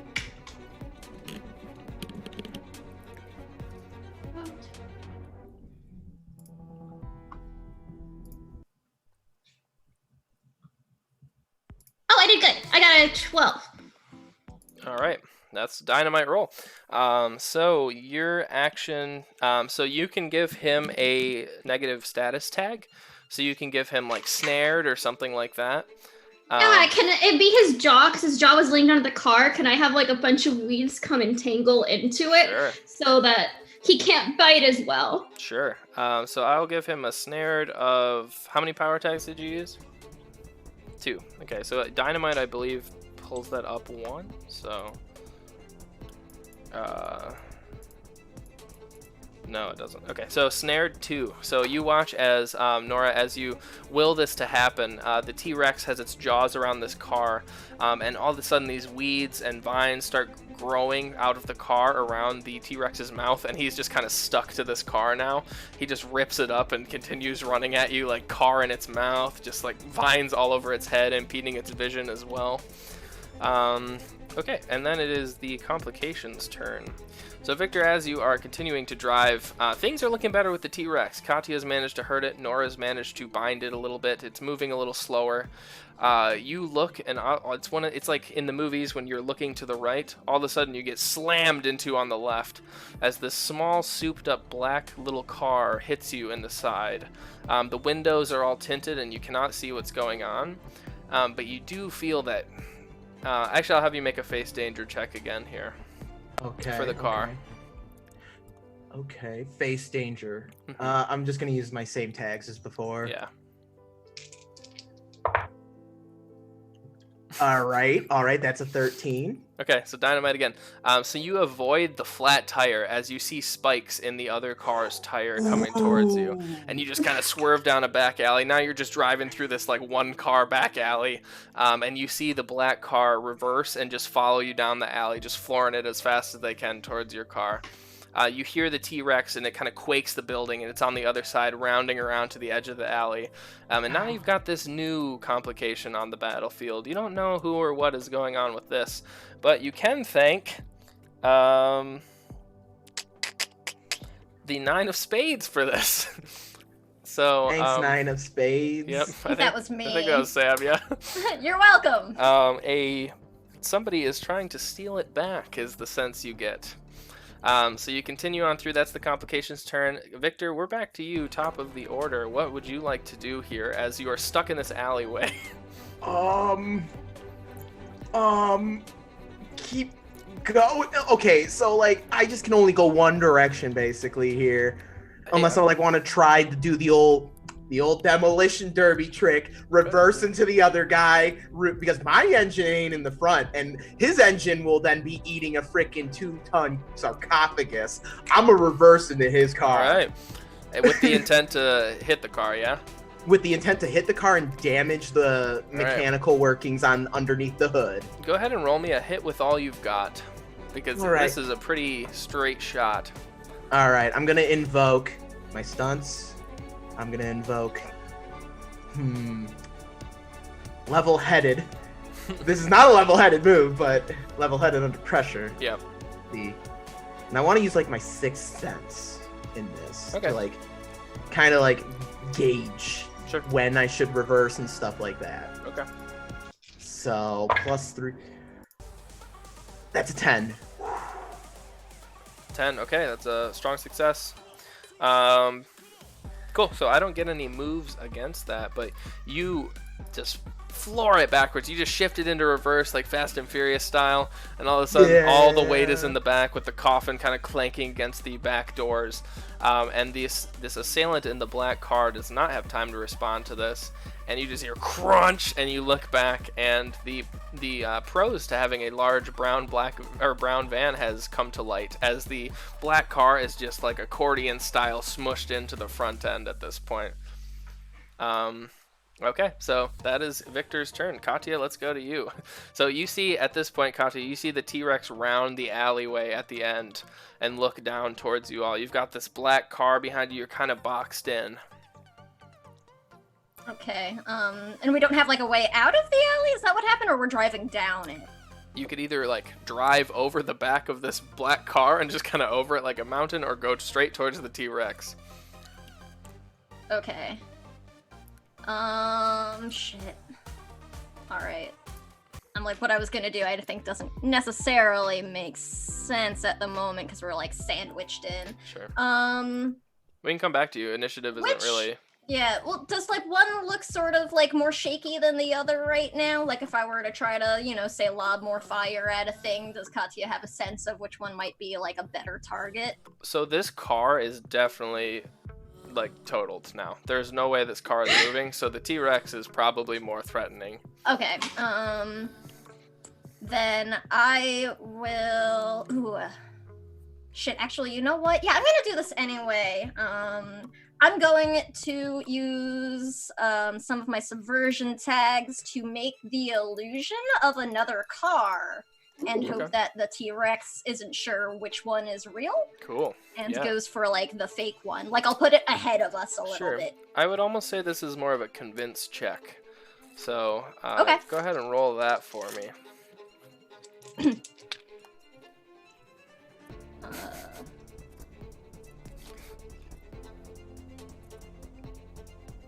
No, that's only a 6. Okay, so 6.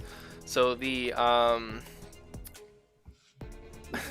so the T-Rex sees this like brown van kind of pull out and swerve away from you, and you do your best to make this illusion, but as it gets farther away, it gets dimmer and dimmer, and it turns back towards you and begins bounding down the alley. So now it is going to use... I'm going to give you a choice of what hard moves you want to provoke, Katya.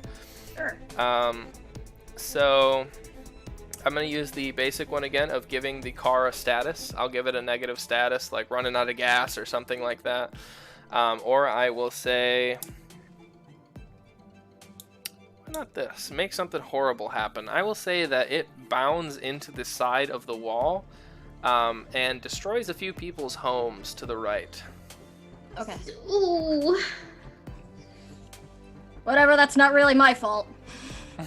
So which one? Which one you can choose? Shit. You know, I'll go with the latter, mostly because I'm curious how that'll affect the way everything's been perceived later. So... Okay, so You're a psychopath. Katya's it's just a their psychopath. homes, not the people. So, as at the second that the T-Rex takes its big claws and is about to stamp down, Victor floors it forward an inch, and then the T-Rex kind of spins to the side because it hits him, and it just cracks through a few apartment buildings with its tail, and stone starts to fall down. Yeah, that's what you got. So you are still power tagless.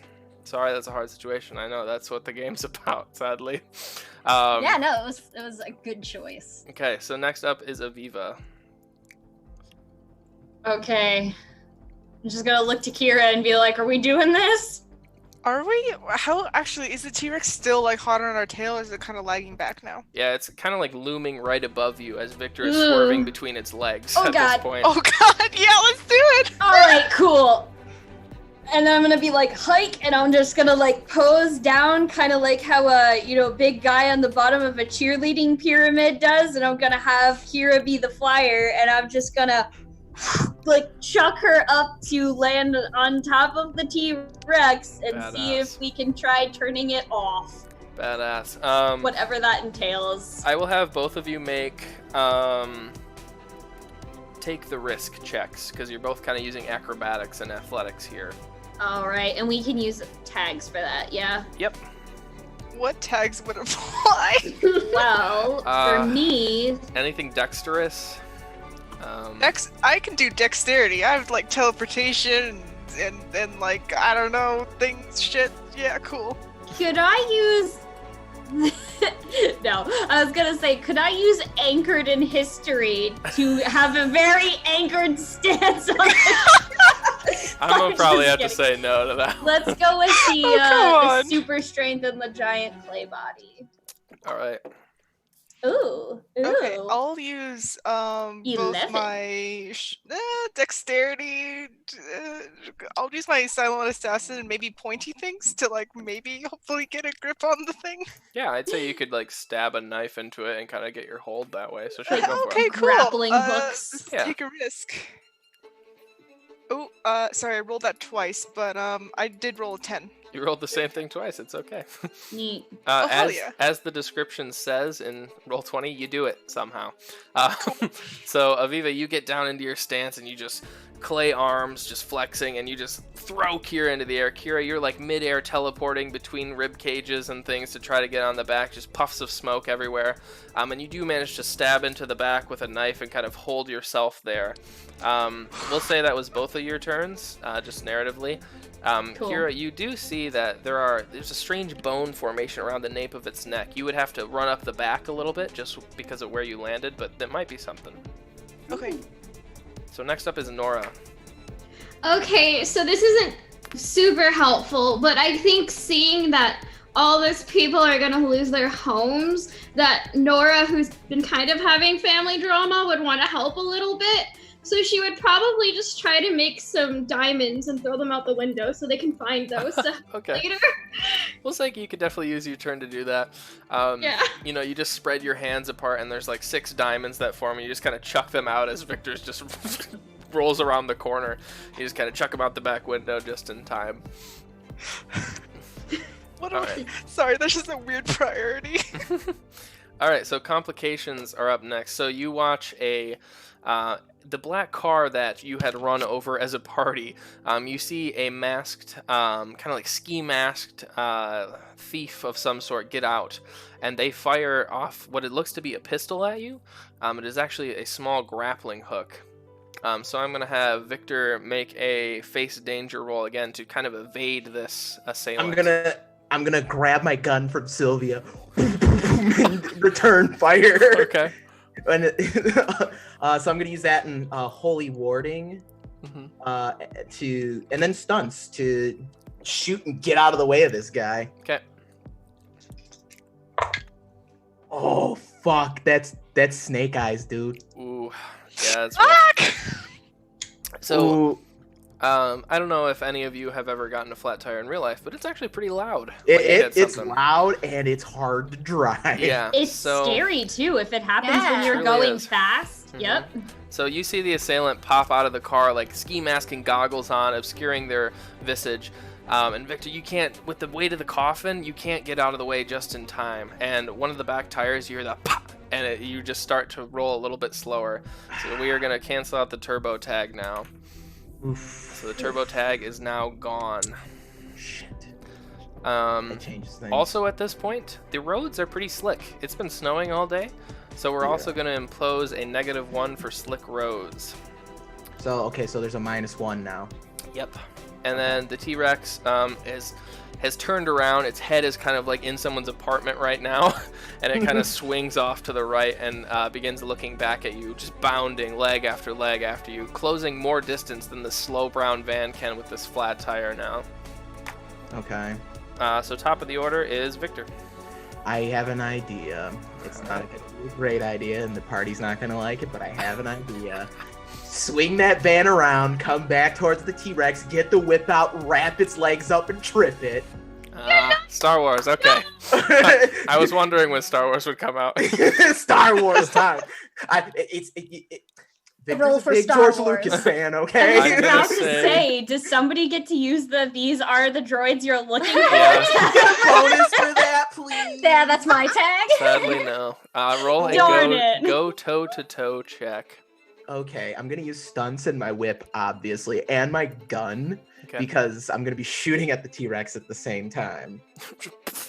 Who's driving the car? Right? I Keep your got hands on Sylvia the right wheel. there, so I'm gonna add Sylvia to Okay. as my lifesaver tag. Yeah. So it's gonna be +2 She after. reaches over, she's like, what the fuck? And she's just driving. What are you doing? I'm never getting my deposit back on this rental. That's gonna be an 8.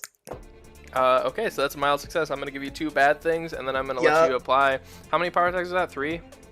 Yeah. Okay, I'm going to let you apply a power tag of, like, binded or something like that, bound. Doesn't Nora have one kind of going like that already? Yeah, she has snared Yeah. going on, so you can just Can I add to that? Sure. Sure. So I'm going to use, as a reaction for the... reaction, whatever, D&D. The T-Rex actually shrugs off statuses by 1, so your power actually decreases a little So it'll bit. only take 2. Yeah, so it is That's snared fair. 4 or 3 right now because of Okay. Nora's power as well. So it is definitely being bound up. It's not looking like super agile anymore. Now I'm going to give you a choice of 2 bad things to happen. I'm going to say at this point, the T-Rex, since you're charging forward, it's going to stomp on your hood and your car is going to take another status. Or, what else could be fun? Well, let's make this more fun. Let's just hurt you a little more. Hurt me, Let's make Danny. this more fun. This is gonna be more fun. I'm going to say me, that Daddy. either you take a status to the car or else the masked assailant vanishes and you cannot find them Ooh. anymore. Ooh. Okay, we're taking a status to the car. I ain't losing the masked assailant. Okay, so I'm going to say banged up, so -1. I'll remind you when you're making checks. So I like to imagine Victor swings the car around with the rubber tires screeching against the asphalt. Just punches it towards the tiger, shooting, got the whip out, and he's like beginning to wrap the whip around the legs, and the T-Rex then like stomps on the hood of the car, like flipping the back up and making it crash back down with a thud Mhm. because of that coffin back there. Oh, it's actually banged up -2. I'm sorry. So yeah, the car's in rough fucking shape. The roads are not nice. You have bound up this T-Rex between the two of you quite well. Some ribs are missing. It's walking slower than it has been. This thing is still kicking though. Okay, Katya, it is your turn again. Okay, so the assailants are gone now, right? No, he chose between those, so the masked assailant is still there. Oh, you opted for the car status. Yep. I'm sorry. Okay. And Kira is still on the T-Rex, She right? is, yeah. Apparently. Okay, well, I don't want to throw fire at it while she is on it. So I will use my Witch of the Wilds and try to sort of do what Nora did and like ensnare the people from the other car so that they can't run away, hopefully. Okay. So they have turned tail and run as Victor has moved the van back towards them, gonna run them over basically. All So they right. are running. Go ahead and make a hit with all you've got check. Because they are not expecting this at all. So, Shit, that's only another 6. Fuck. bummer. Yeah, so more complications. I was rolling so good earlier. So since I know. it was a hard failure, I'm going to give you a choice between 3 of these. You have to pick 2 of them to Okay. happen. The first one is my favorite, not to, lead you anywhere, but the T-Rex is going to pick you up with its jaws. It is going to break free of a status and be able to pick your car up. Ooh, Jurassic Park style. The next one is you're going to take a bullet wound in retaliation from this assailant, as they have a pistol in their hand. So Scotty is going to get shot again. Again, the Yeah. next day. Or the third one is the car is totally disabled at this point. there's 2 flat tires in the front from the bullet shots of the assailant. So you get shot, the car is totaled, or you get picked up in the air by the T-Rex. You got to pick 2 of those. Okay. Oh, man. Alright. I think I'm gonna go with the car gets picked up because that's badass and awesome and cinematic. Okay. That was my favorite too. Yeah. Good choice, good choice. And shit, I don't know. I don't know, I guess, you know what? Fuck it. Conti will get shot again just because I also think that's kind of funny. Okay, so you take a -2 flesh wound. As this assailant is a little more skilled with accuracy than the jackals that you previously fought. Yeah. And they shoot center mass a little bit more. I like to think it still sort of gets me in like almost the same spot as before, so I'm like, ah, god damn it! Fuck! So Victor, you are flooring it down, and all of a sudden you just feel your wheels spinning, and you just are moved off the ground. You are now in the T-Rex's mouth as it has broken the wraps that Nora had wrapped it up in, and it is just bounding down the road back towards the museum with you in its grasp. You're welcome. Aviva, it is now your turn as you are watching this. You can always do, a team up thing like you did last turn or whatever you want to do.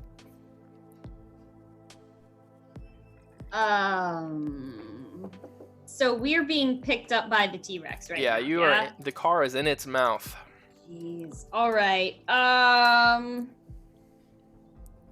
Fuck it. I'm gonna see if I can try and get the sarcophagus open, which is kind of what I was thinking I would do in the back of the van before we started getting chased by a dinosaur. So I'm gonna see if I can try and open it and find out what's inside. I'll say make a change the game check. Because you're gonna need to change the game to get that thing open.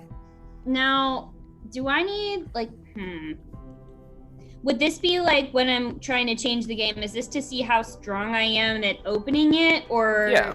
Yep. Okay, so I'll add a plus. Yeah, any 2 strength for my... tags you have. Okay, I was just making sure it was more strength and less of like, hey, I'm looking to see what's inside. Right. Use my archive stuff. So, all right, plus 2. Ooh, 13. Hell Nice. yeah. Dynamite.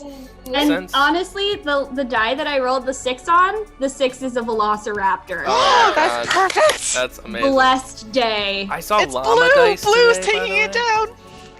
down. Okay, so you rip the Clever lid girl. off the sarcophagus. You're like, okay, I gotta know before we all die. And Yeah. you just rip the thing off. It goes floating, flinging out of the back of the car into the distance. The back of the van is kind of opened up, and you're kind of hanging out with one hand. There in the sarcophagus, you see Lenore Dawkins. She is pure gold and laying there. Oh God. Just pull her out and ditch the coffin. We don't need it anymore. I don't know if I can I do that? Sure, yeah. Okay, I'll just grab Lenore. Okay. And throw the coffin out. Yeah, and like with so with my 2 clay arms, I'll grab her, and then with my clay leg, I guess, I'll boof Yeah. the coffin like rolling out behind the back of the van. Yeah, that's exactly what guess. happens too. It just end over end, just kind of spirals down the Ooh. alleyway. You've Maybe got it'll Lenore. break the T-Rex's leg. I don't know. I'm You trying. didn't get that lucky, but you have Lenore now instead of this giant coffin that you have to carry. So Kira, you are up Yay. next.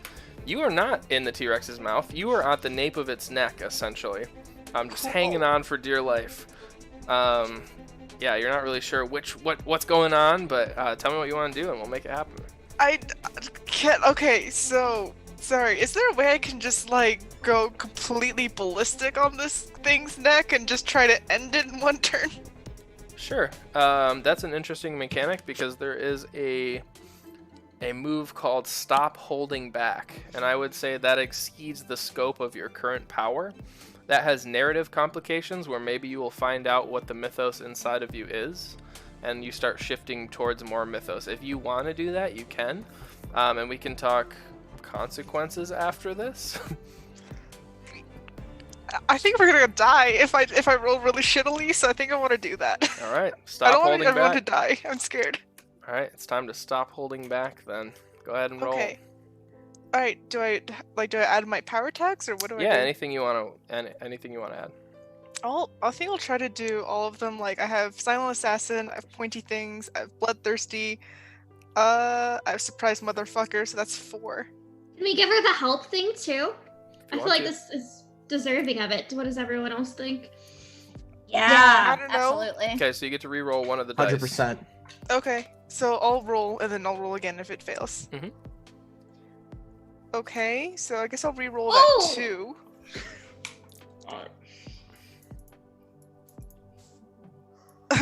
Never mind, that's only a You still hit the 10, right? yeah. Okay, so one thing, we'll talk about this after the game, but one of Okay. your themes begins to crack as you stop holding back and you become more mythos than logos, and you accept what is inside of you.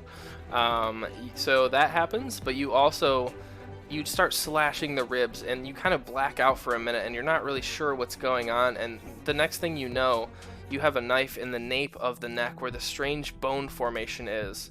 And the rest of you are on the ground as the T-Rex just slumps over into the street and begins dissolving as the bones begin just turning into mist and just disintegrating.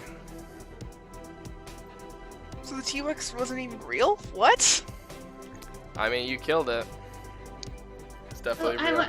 Was it the doctor? Did the doctor do it? I'm beginning to have a bit of a suspicion. Can I just hug everyone? I can't believe we're all alive! What about Yes. the masked assailant, though? Oh my Yeah. god, Oh. guys! Katya Oh, we're got not shot! done yet. We're not done yet. Yeah, this whole time Kati's just in the back seat going, fucking shitbags! You alright back there? Yeah, I'm fucking fine, just, whatever, drive. She got shot again! Give me God your first damn aid it. kit! Or something! We'll run inside the car. I'm like, wait, don't hit me! So we're not out of this yet, though, because the masked assailant is still there. So, Nora, it is your turn. The T-Rex has begun dissolving. It is killed, but the masked assailant is on the other side trying to flee down a side alley. I guess I will try to stop it. I'm trying to decide if this would be selfish or selfless, so if it's flowers or weeds. But either way, I'm gonna just try to plant them again. Okay, kind of make like a wall in front of her. Go ahead and make a go toe-to-toe check. Okay. And, I'm gonna say that this definitely is responsible to help people that way. Mhm. So that's 3. We've been rolling really good on roll 20. I'm afraid that it has to go wrong at some point on. Okay, Yeah. So, Mild success. Okay. you managed to achieve your goal. So, you hit them with a status effect, and we'll say that they are incapacitated now. They are, oh god, they are, Alex has been hard at work. just move. We might as well just get it out of the way. Oh my god, that's so fucking good, Alex. Amazing. Jesus That's Christ. really good. That's really I good. love it! I love it! That's so good. Okay, so Nora, you, vines begin to wrap around this masked assailant's legs, and there's a plant wall that forms in front of them, and they cannot get out. But I'm going to give you some more complications, and this will take us out of initiative here.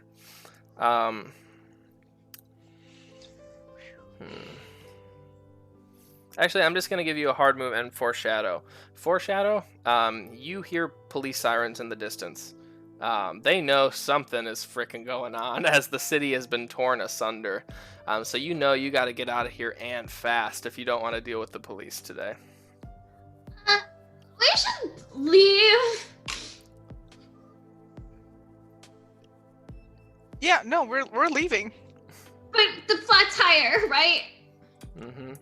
Well, we've got Lenore. We can just abandon the car here. And just carry her and leave? Yeah, okay. Okay, What yeah, district we're running. of the- We're running. What district of the city are we in? Good question. Probably, let me check out my map real quick that I totally have on hand. Just because if we're near to where my grandma lives, we can go hide out there. Yeah. Like, I And don't also, really... my dad has an apartment too somewhere. So Yeah, I was like, I don't feel great about bringing this to her doorstep, but I also know that we have a gold statue, a lawyer that has a gunshot wound, Sylvia, let's say everybody's just like, yeah, we need a place to go to, and we just... We'll say that you're right near her, a few blocks away. Okay, She sweet, lives let's by the go. museum. Why not? Tick, tick, tick, tick, tick, tick. Okay, so what are we doing with the masked assailant? Are we going back for them or just leaving them to rot from the police? can we pull off the mask and then leave them to rot? I mean, actually, if we're able to try to at least get a face for Yeah. later And a reference. picture. Now And- they're No, I have my the camera, so. now they're the unmasked assailants. Yeah. So you run over and unmask them. This is Claire, the museum curator. Damn. Hi. Hey there. Wait, can we just like shove her into the front seat of this van that we're Mm. abandoning? Tatsuya definitely will like just kick her in the shin as we pass. Like, fuck you, bitch. Victor offers you his pistol, like shot for shot. No, fucking no! Don't do that. Hell, no, only fair. Victor! It's only fair. Yorick, Questions about the Yorick gun. in my Stop. hand is like, I mean, York shakes his head, yeah. Oh my goodness. No, just chuck her in the van. Let's get out of here. Oh my god. We could take her with us. Information. Yeah. Okay. Yeah, she's coming. Wait, Whatever, all right. sure. I've got the gold statue in one golem arm, and is she unconscious? They are unconscious, yes. Sorry, yeah, they are unconscious. Not Lenore. Lenore is She's in the other Lenore's arm. gold. They're over She's- here, yeah. conscious. Yeah, they are. Yeah, and then I'll sling Claire over my shoulder and just be like, all right. Okay, so Aviva's just got Claire in one shoulder, Lenore in the other, and you just run through the streets. I'm gonna have you all make a final stealth check as we exit All combat. right. scene. There's nothing Okay. stealthy about what I'm doing. Yeah. I can here. try to make mist. Oh wait, no, I can't because it would help you. That's selfish. It's a selfish trait. I'll My just, working on the DL is, I think, the only thing that I could add here, but we're not really doing that, are we, anymore? So No. I'll just do a I straight don't think roll. we've ever done Yeah. it. We've done that tag and we've never done it. We have. It's just whenever we have to interact with, like, other living people or creatures, that all flies out the window, much like Victor on the 3rd floor. Hey. Oh. That's a 10. Okay, success. My man. Also So- 10. Success. 6. Ooh, That's a fail. 9 from me. Success. 7. 7. So 2 mild Mild successes, 2 major successes, and 1 failure. So we're gonna say it's a group check. You balance out. What you don't see, as in you are in a hurry, is Aviva steps in a snowbank and leaves a Aviva-sized footprint Oh. as you are all running off. But it is still snowing, so it might still cover it.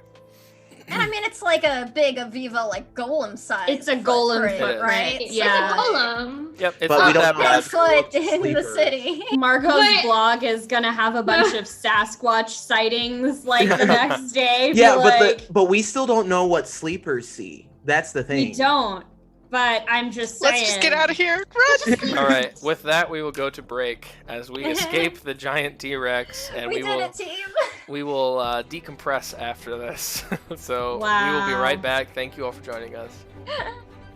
Bye.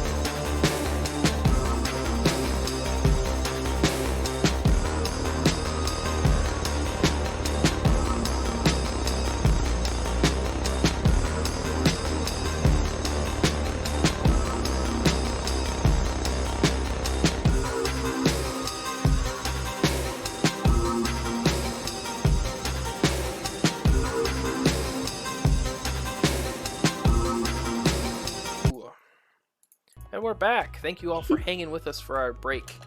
Our intrepid adventurers just killed a T-Rex skeleton and were assailed by a mystery thief.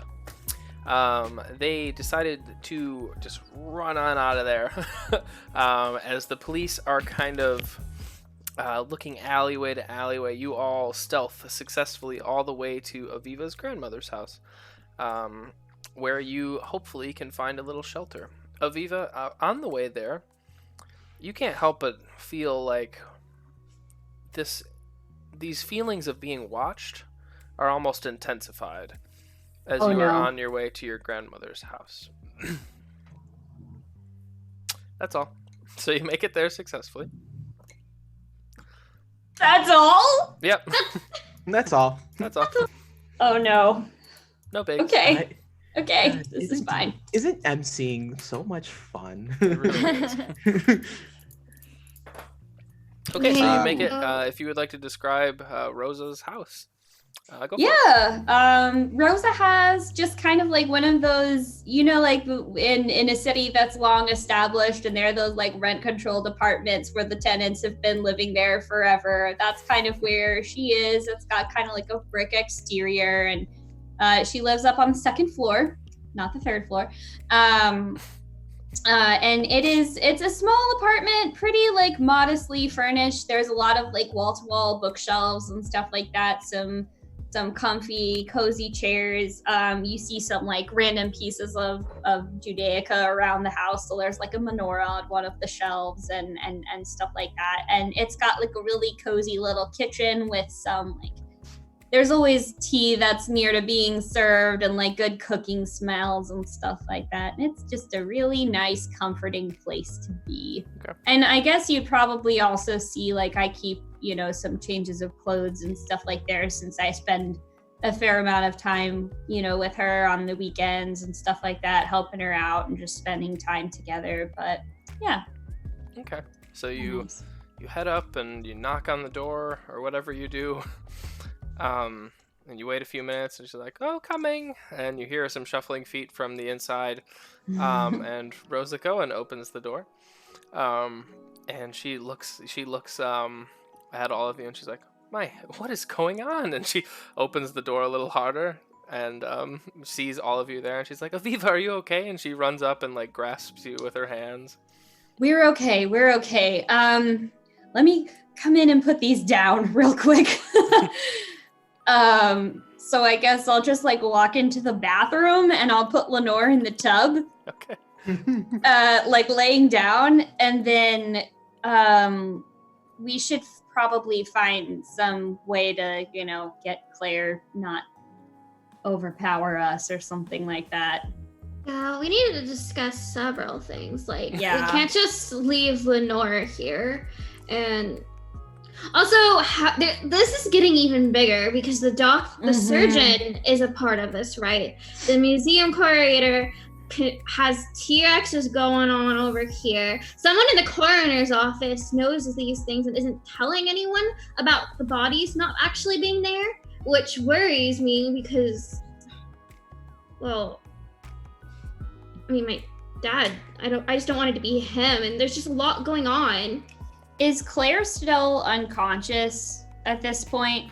Oh yeah, they're out cold. Okay, I'm gonna just, not like super duper tight, but I'm gonna like tie their hands on their feet so that they can't just be like, "I'm awake, I'm running away." And then I'll lock them in the bathroom with, with Golden Lenore. Golden Lenore. Actually, I mean, for Lenore, we could honestly just take her to a graveyard and have her chill there. No one would look. I don't know if she's dead though. That's the point. And if I know she's is not still, dead. If she is still alive, I don't want somebody to be like, "Oh yeah, there's this weird golden statue." Like that's definitely We're not gonna put her bring. in a big statue. We're gonna go into one of those ones where they have like the little tombs in there. We're gonna go put her in the back where no one will notice her because people don't go there a lot. I just think the graveyards. I know. Why would Excuse we me, want to hang out Mrs. at a... Cohen, do you have any band-aids?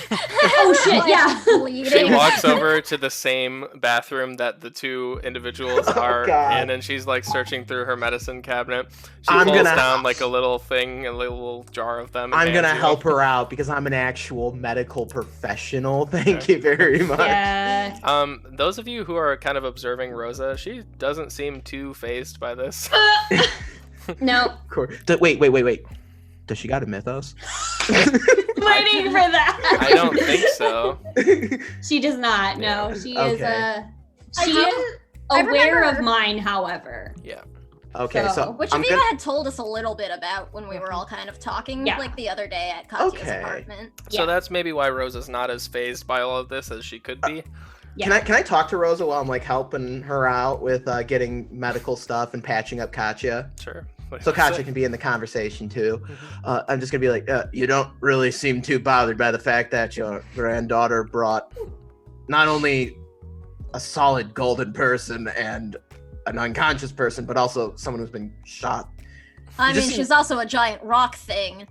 Yeah, you just seem really calm about all of this, and I want to know your secret.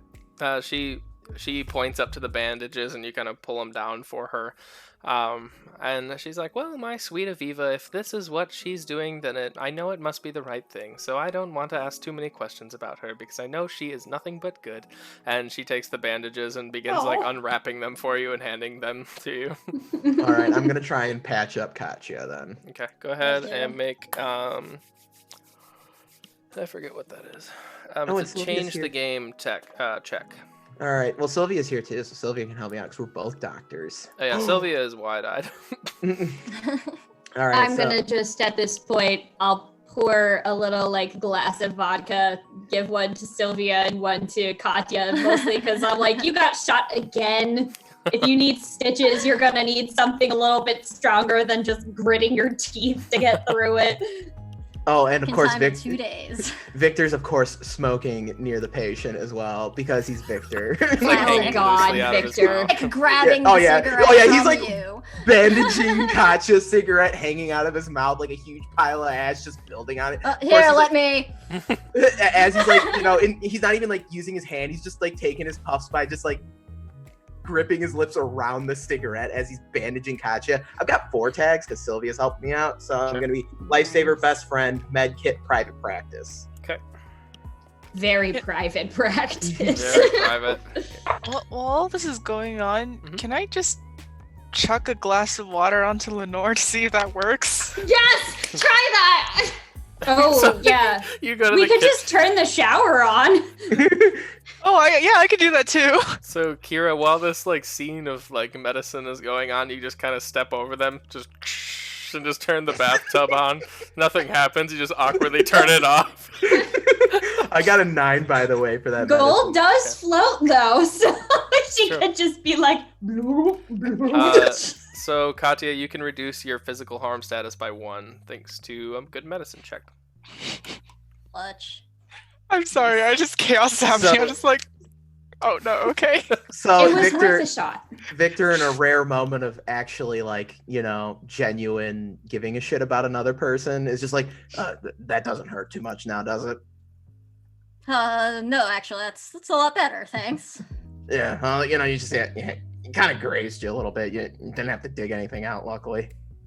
Hooray! Yeah. And it's also in my medical and professional opinion that perhaps you should avoid bullets for the next 2 to 4 weeks before getting shot again. Weeks. Well then, I don't know. I'll try.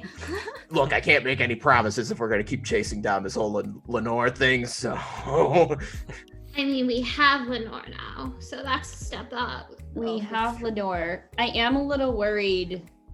Okay, couple things have me worried. Number 1, I have no idea if it's Brock, right? Yeah. The Zuck, his Zuck. name is Brock. Zuck's name What's is, his Zuck's name actual is Brock. name? Brock Becker. If he has some sort of like, can he track her like a beacon? If he turned her into gold, Oh, I will does he say, know where she is? this is retroactive, and I'm sorry I didn't bring this up, but whoever chose the 6 of Hearts card. That was me. Okay, that makes sense then. As you were taking off the lid to the coffin, there was a tracking device on the inside, but you left that coffin in the dust. So. Oh, okay. But that was in the coffin itself. Yeah. Choosing to throw the coffin was 10-10. So that's the last complication of today. Wow. Oh my god, that is so lucky. I don't want to say we dodged that bullet because Katya didn't. Really, Katya didn't, but that's okay. That's really good. Second of all, 4 out of 5 is pretty good.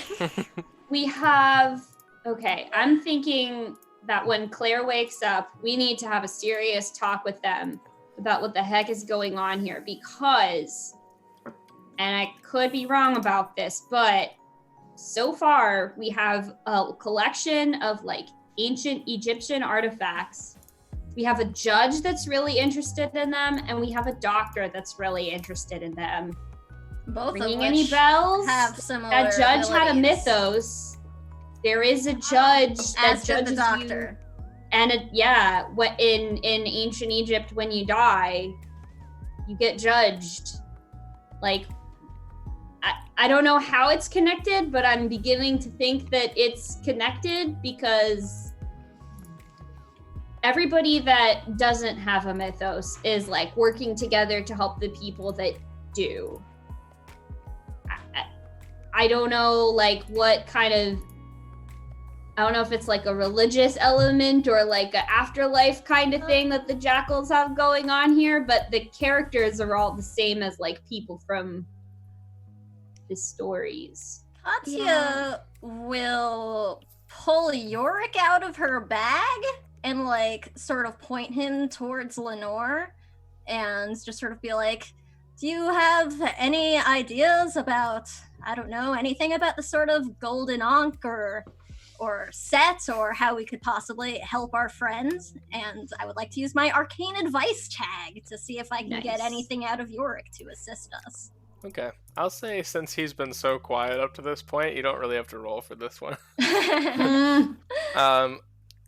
He opens his like jaw up and it kind of cracks down. And you do see like a little smoke trail out as he has just breathed fire recently.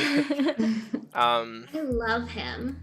And then he says, really cryptically, and I'm not going to say it this long, but it's long and drawn out. It takes forever for him to finish this sentence. But he does say, those who cause harm are the ones to heal it. And that's it. Wait. Okay. We need him. Gross. And this takes like minutes. Yeah. And so you're all just standing there like, those who... I imagine he's saying it in like some really unnecessarily like flowery way too. Yeah. So it's like really slow actually speaking and then also just a really long line. I'm just like, yes, just wait for it. It's hang on, he'll get there. Ooh, also Katya sort of waits for a moment and she like looks at her and she's like, you all hear that too, right? Yeah. Okay, just, haven't been able to ask anyone before. Yeah, he's quite loud. Okay. Well, I mean... He's got a lovely speaking voice, by the way. He should probably take up audiobooks, in my opinion. It's true. You don't exactly need to have a physical presence for that kind of a gig. Okay, well, so somehow we're gonna have to find some way to, I guess, convince Brock to help. Well, he does like drugs. I don't think we're just gonna be able to go up to him and be like, hey, here's some drugs. But we have something that he probably wants, right? Like we have a goldified person that somehow he's connected to, was it Magnus, the judge, that wanted to buy the sarcophagus. And we also have Claire. I don't know what their connection to Brock is, if any, but they are connected to Magnus and the museum. Yeah, and which we know Lenore is connected to as well. So we could be like, we have your masked assailant museum person, come to this location if you want to talk or something. I don't know. Like, he also was like really worried about being a screw up too, right? Like we could try to manipulate that, make him feel like he's come alone too. Well, Magnus must have some connection. He was in Brock's club. Well, I am really interested in Lenore, though, because Claire was very hell-bent on us not walking away with Lenore. 100%. Yeah, they were way beyond just like the due diligence of a museum. I mean, they sent the archivist or goddamn curator. T-Rex at us. Yeah. And even though they don't seem to have a mythos, they are caught up in all of this somehow too. So, well, your grandma. Maybe we could find out if Claire's involved with like the jackals in any way. Well, you said your grandma's kind of involved in your other side, your other life, right?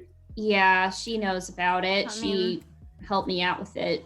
I'm sure before. This probably hasn't been the first time that Claire and their collection have come across powerful items that the likes of Magnus and Brock would be interested in. Yeah, I'd imagine working in museums, you probably get a lot of that. They all seem very friendly and familiar at the auction, so... Katya, any inclination, you would know the judge best, probably, any inclination on why the fascination and the gestures, all of this? I don't know. It does, like, I think most of Katya's interactions with him have been pretty passing, but as she he's thinks just back... an asshole. Okay. He really likes to spend his money on things he doesn't need because he has too much of it. So, it's you've probably heard around the water cooler that he's kind of a weird collector. Okay. I mean, nothing particular. He's kind of a jerk, but most judges are. Yeah. He seems, mostly just sort of focused on showing off how rich and fabulous he is. But we do know he's got some sort of powers like us, so I still feel like there must be some connection there. Maybe he and Claire have some arrangement where he gets, I don't know, first go at any powerful things they find. Ooh, interesting. So what's our next step? I think we need to talk to Claire. I do too. I don't want them to know where we are right now, though, just because I feel bad bringing them here to where my grandma lives, and that's why they're locked in a bathroom. But whenever we decide we're going to take them somewhere else, because they can't stay here forever, we got to get a blindfold or something. Strange occurrence, but I'm actually going to agree with Nora again. Graveyard! A graveyard would be quite intimidating to wake up in. I know all of the best ones. Oh boy. Well, does your grandmother have like a mantle or something somewhere? Yeah. Because Katya will go and stick Yorick on there, probably right next to the menorah, and just be like, keep an eye open.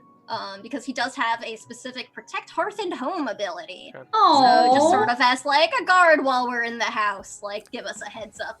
Thank you. That he sarcastically nice closes one of his eyes.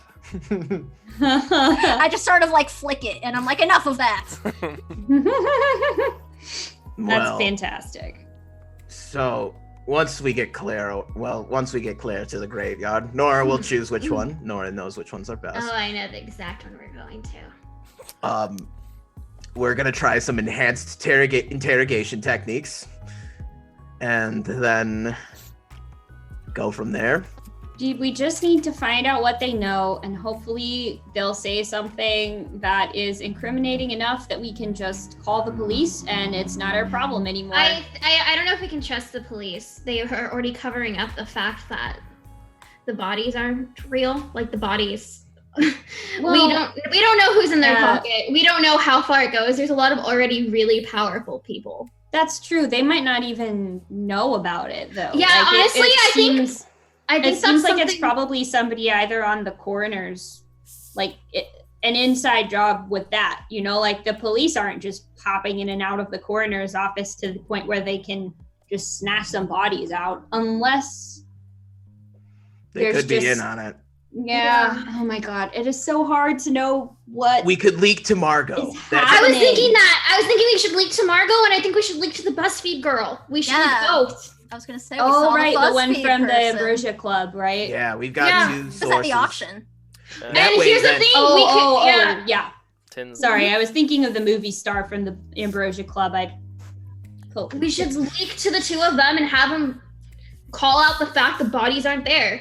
I'm in the court with the coroner's office. You are too. We can be sources for that. Mhm. And if we split ourselves up, there isn't one consistent source they could bring it back on. Their sources are all different. There's no concrete source that they could go and seek out. So like if Nora and I go and leak to Margot, and then Katya, you and Kira go and leak to BuzzFeed Girl, then we're in the gold, because now if they go and try to track down this singular source, there isn't a singular source to track down. That's true. I think someone just wants to meet Margot.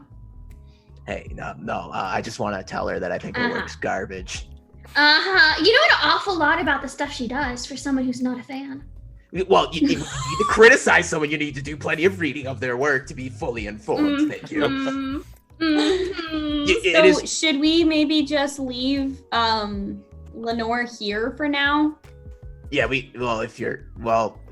if your grandmother's okay with us, I'll talk to her about it. I just want to, before I ask to do it, want to see, unless people have a better idea of a secure place where we could keep her. Not necessarily. Out of the way. I mean, we could put her in my apartment if you don't want to endanger your grandmother. I mean, I live alone, so if somebody broke in, at least it's not like there would be another person there. That's true. What kind of protection do you have on your house, though? I point to the skull.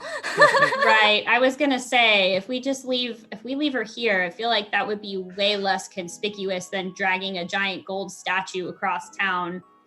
That's true. There's that cat documentary making materials. We have a surveillance system. Oh, that's true. I was just thinking, the more we move her, the more likely it is that somebody sees us and notices that something is up. Now, whether they're the jackals or someone with a mythos that's looking for her, or even just, a regular bystander, they're gonna know something is up. They're not gonna know it's a golden statue that we're escorting all around the city, but they're gonna know something's weird, and they're probably gonna talk about it just because they don't know any better. No, that's a great point, but also having a hostage isn't a good thing. Like if they break in, they could just take your grandma. If we send it to one of their houses, they're gonna get the cat? That's also sad, but it's not your grandma.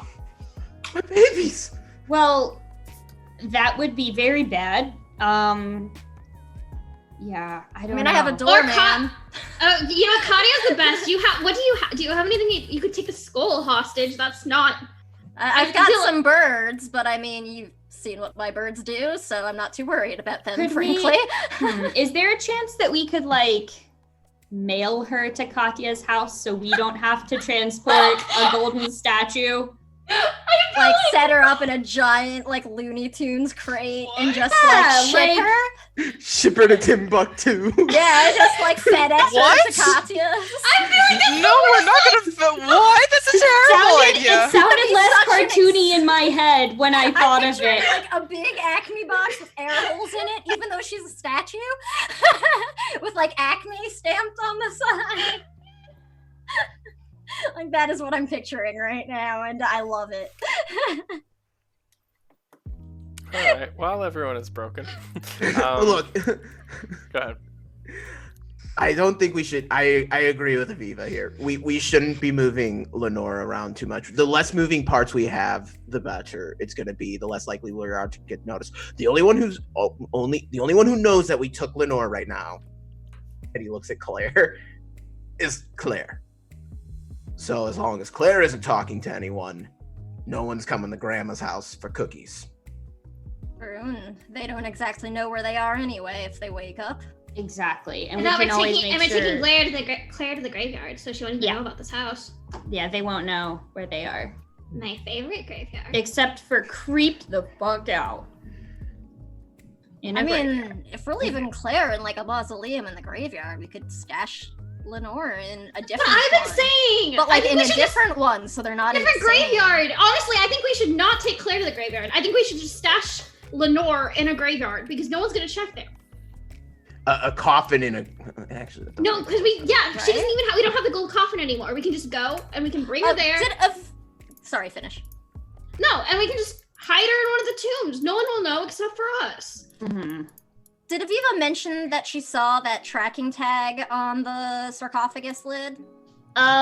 Yeah, I would see no reason not to have mentioned it at some point, probably after we got done with dinosaur car chase scene. Because then I just want to take the time to double check Gold Lenore and see if there's something else that's been stuck to, like, Good her idea. also. Since clearly they've got all kinds of levels of, like, backup security somehow going. There is you could just nothing else on her. Okay. we did soak her in water anyway, so. It's true. Okay, so I think the current thing is let's pick the place for Lenore, and then we'll move on to pick the place to intimidate Claire. And then we can talk about leaking to Margot and the BuzzFeed girl. Why don't we take Claire to church? Okay. Oh, I know there's an Is old. that a phrase? Well, no. Yeah, We're gonna take her. I was like, Well, I don't hallowed know. ground in case she's like, in Hey. league with, in case they are in league with, who knows what sort of dark forces are out there. Hallowed ground can't be touched by vampires. I'm a bit paranoid. Well, does a graveyard count as that? I don't know if it has to be, like, specifically in, like, a church or I feel like or typically graveyards count as hallowed. Unless they're like graveyards full of criminals or something. Yeah, I don't know. You're the Dracula expert, Victor. Yeah. Do you think that would be good enough? As long as the graveyard isn't desecrated, then it should be okay. I bet we could find a churchyard or something somewhere in the city, Nora. Oh yeah, totally. It's not my favorite one, but there's one on 4th Street. It's okay. Not a lot of traffic. Kind of quiet, but yeah, aesthetically it's kind of boring. Well, Lenore won't know the difference. No, she won't. We can hide her there. Plus, the more boring, Nora, if you think about it, the more boring the graveyard, the less likely someone's gonna go there to check it out. And it'd be Yeah, really... that's true. Mm-hmm. No, that one's pretty abandoned. People barely use it. It's from like an old family, and pretty much only they put their members there. Okay. That sounds like a good spot. Welcome to the family, Lenore. Tung tung. So through this, Rosa has just been sipping her tea, looking at all of you. And she's like, well, what do you need me to do? I'm just gonna like sidle up next to her and be like, I actually just met these people like a few days ago. But you probably saw in the news that Lenore, the professor from my university, was murdered. Well, that's what we thought anyway, until and I'll just like through a series of events, so I don't have to spend too much time recapping, be like, she wasn't actually dead, or if she was just turned into this gold statue that is currently lying in your bathtub. And I really hope she's not aware of what's going on right now, because it's going to be really awkward if she's like, yeah, I don't want to think about that. I don't, but we just need to figure out how to deal with that. I mean, I don't know what I need you to do. Just don't. Well, I would say maybe just don't worry about it. We'll take care of it. We'll be out of the hair soon. Did you all walk here? Well, we had a van. Part way. That's enough. And she walks over to the key, like the coat hook, and she gets her keys and she hands them to you. Oh, thank you. Oh my God. I will do my very best to make sure that this gets returned, not in the shape of our last. You know how much I love my car. And she sits back down. Oh my God, does I she drive do. like a fucking I really, Ferrari? really Destroy this do. car. Do you want to walk out and see the car? Yeah, let's do it. I wanna Let's see do It's it. like Chris. it's like an old van with the wood paneling down the side. Yeah. Katya just lashes out as we see it and like punches Victor in the arm, and it's just like, what do you know what Bex? It's my Tan Sierra. I haven't seen one of these babies in a while. Oh man. All right, so the Okay. plan is we are taking Lenore to hide in a churchyard. Yeah. Church Graveyard graveyard, of the yes. And we are taking Yes. Claire to hide them, or to interrogate them somewhere. Yeah, Yes. but I don't think it's a graveyard because we don't want to get them to the idea of graveyards. We have to take her to. We have to intimidate her somewhere else. Well, let's weekend at Bernie's this shit and just like set her up at a restaurant. So she just wakes up in the middle The of the restaurant. pub. Just bring her to Right. the pub. That's Yeah, too and just, like, in a dangerous, I regular- think. Just, but it would be like throw her off guard where she wakes up like, wait, did I start in the pub? And then they say, no, I didn't. And then they have the realization of, oh my God, what happened? Well, yeah, but then we're in a public setting where all she has to do is like scream for We help. could just take her on a drive. All right, I'm so confused who we're talking about here. Okay. Me too. Are we talking Claire about? is they them. Lenore is she her. So Okay, thank you. because I'm so lost on who you're Lenore's talking to. going to the church graveyard, and then we're talking about where to put Claire since we Okay. don't want to interrogate her in the same place we're bringing Lenore. about. Okay. But Claire is they them. So like just for clarity's sake. Yes, Yeah. they. Yes. Yeah, because I thought y'all were Clarity. talking about Lenore for a while, and I was like, Yes. why are we putting a statue in a pub? I was like, what is Sorry, going sorry. on? No I got worries, no I worries. got them flipped over in my head. Yeah. The I confusion did was too. real. I made them up and I did too. All right. Lenore's going to church. Claire, I Cool. do like Nora's idea. Let's go for a drive. Classic soprano shit. Mm-hmm. In the back of the station. In the wood back panel of wagon. Nana Cohen's station wagon. Oh my god. Anna got a gun. This is perfect. This All right. can't go wrong. So we're gonna Okay. skip over dropping Lenore off. Thank Just goodness. because there's not a lot going on. Nora, let's say you find some creepy ass church place and just drop Golden Lenore off somewhere where no one would ever expect that is a Oh yeah, living I'm person. probably like burying her. Okay. Like, Sure, whatever you want to do, you find the perfect spot. Okay, so we're driving away with Claire in the back of the wood-paneled station wagon. Okay. They start to come to a little bit.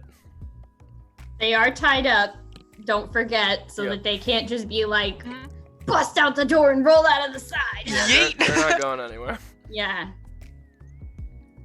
Is Sylvia still with us? Is she leaving?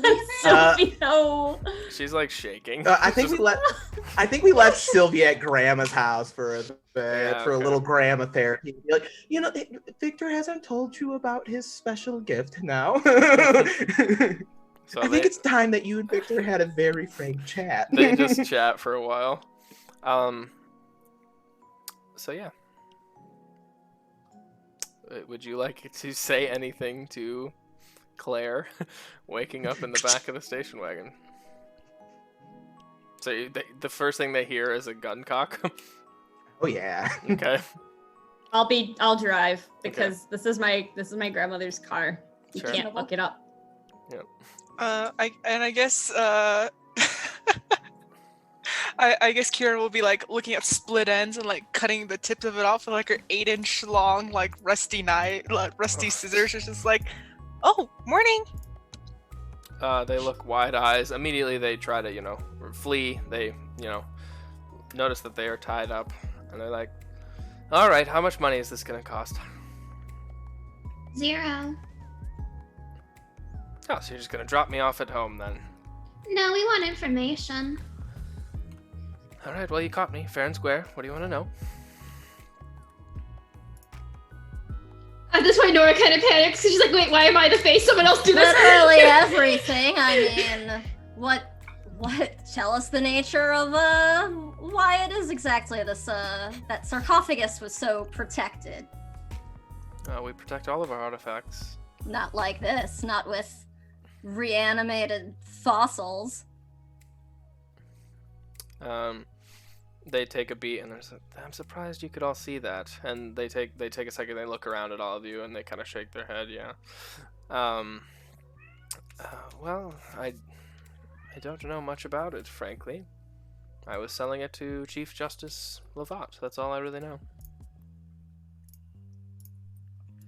I got a question here. You say that you're surprised we could see it. I'm surprised you could see it. What's up with you? Oh, well, I may not be like you, but I know all about everything that you all experience. How's that?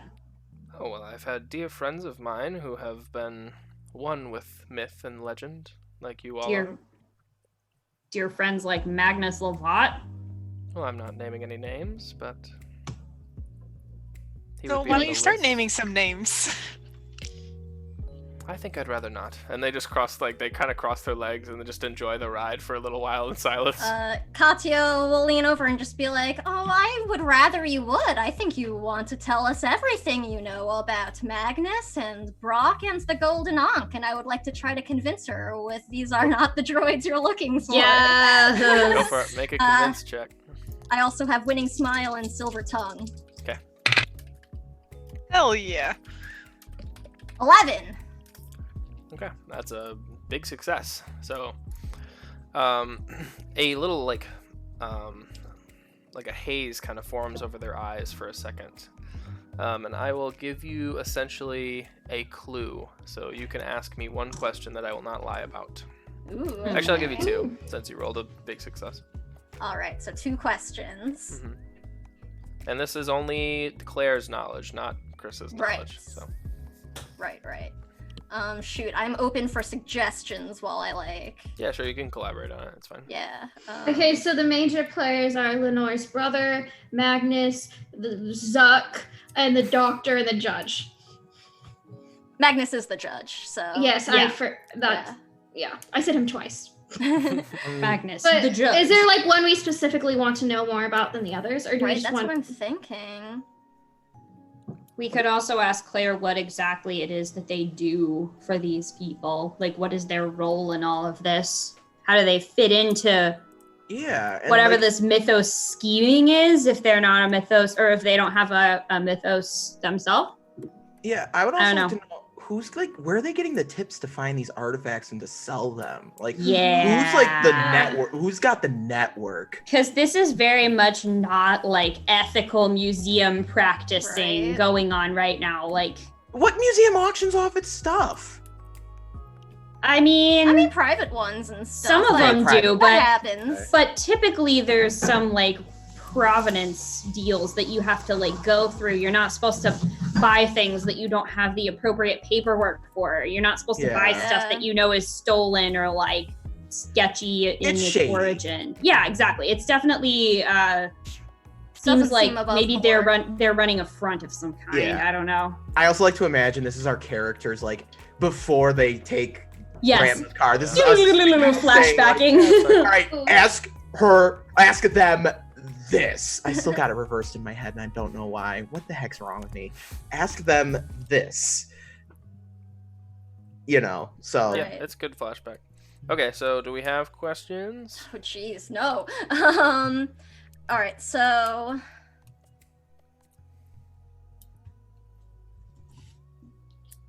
Oh, we could also ask about the other people's mythos. If she knows them. Oh, that is a good one. good one. Damn. Yeah, that'll be one. I'll ask if, like, what they know about the, like, legends and abilities of, I don't know if, like, multiple people counts as multiple things. You know, if I just say, like, Yeah. those people they're involved with, or if you need me to, like, pick one person. I think Magnus is the big one that we know has a Least mythos, about. but we don't know anything else I would like about him. I would like confirmation on Brock's abilities to be able to turn people out of being gold. Ooh, good point too. But I think we got that from Jorvik, though. That wasn't like 100% though. That's like not 100% confirmation. That's what not we need. 100%, but it's a lot closer. And I don't know if we want to waste one of the two. I think this is my investigator brain kicking in because Mm. my investigator brain would tell me you need like way more to go off of than that, son.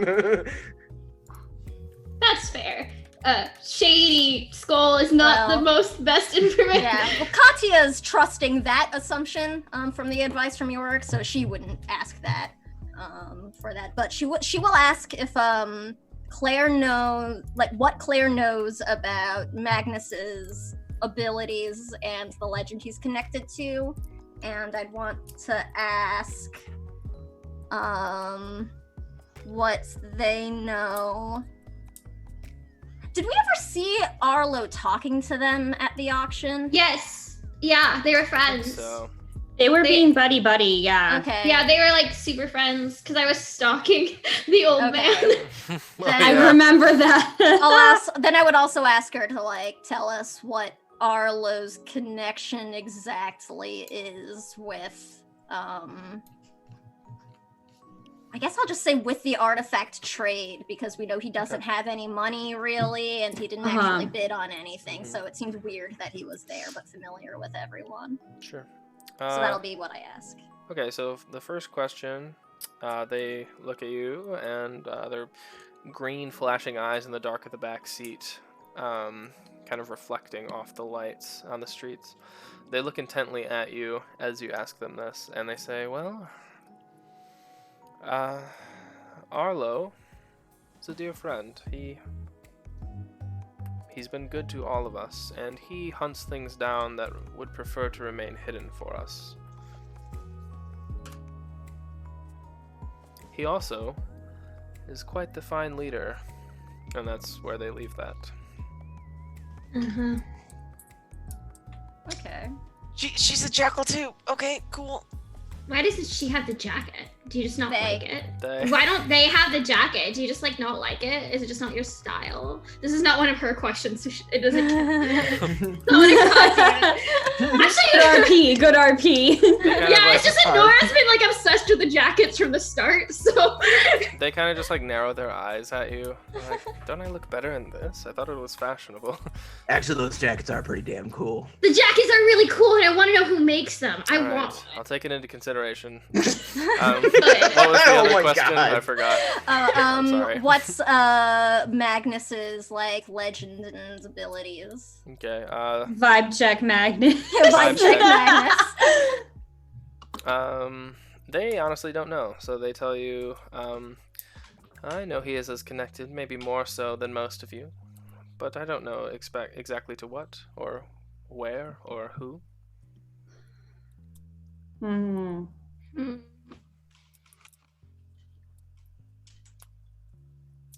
I mean, I'm sure you've seen him do some pretty amazing things over the course of your time working together. What sort of things have you seen him do that maybe, people not like us wouldn't be able to? Besides just be fucking rich. I mean...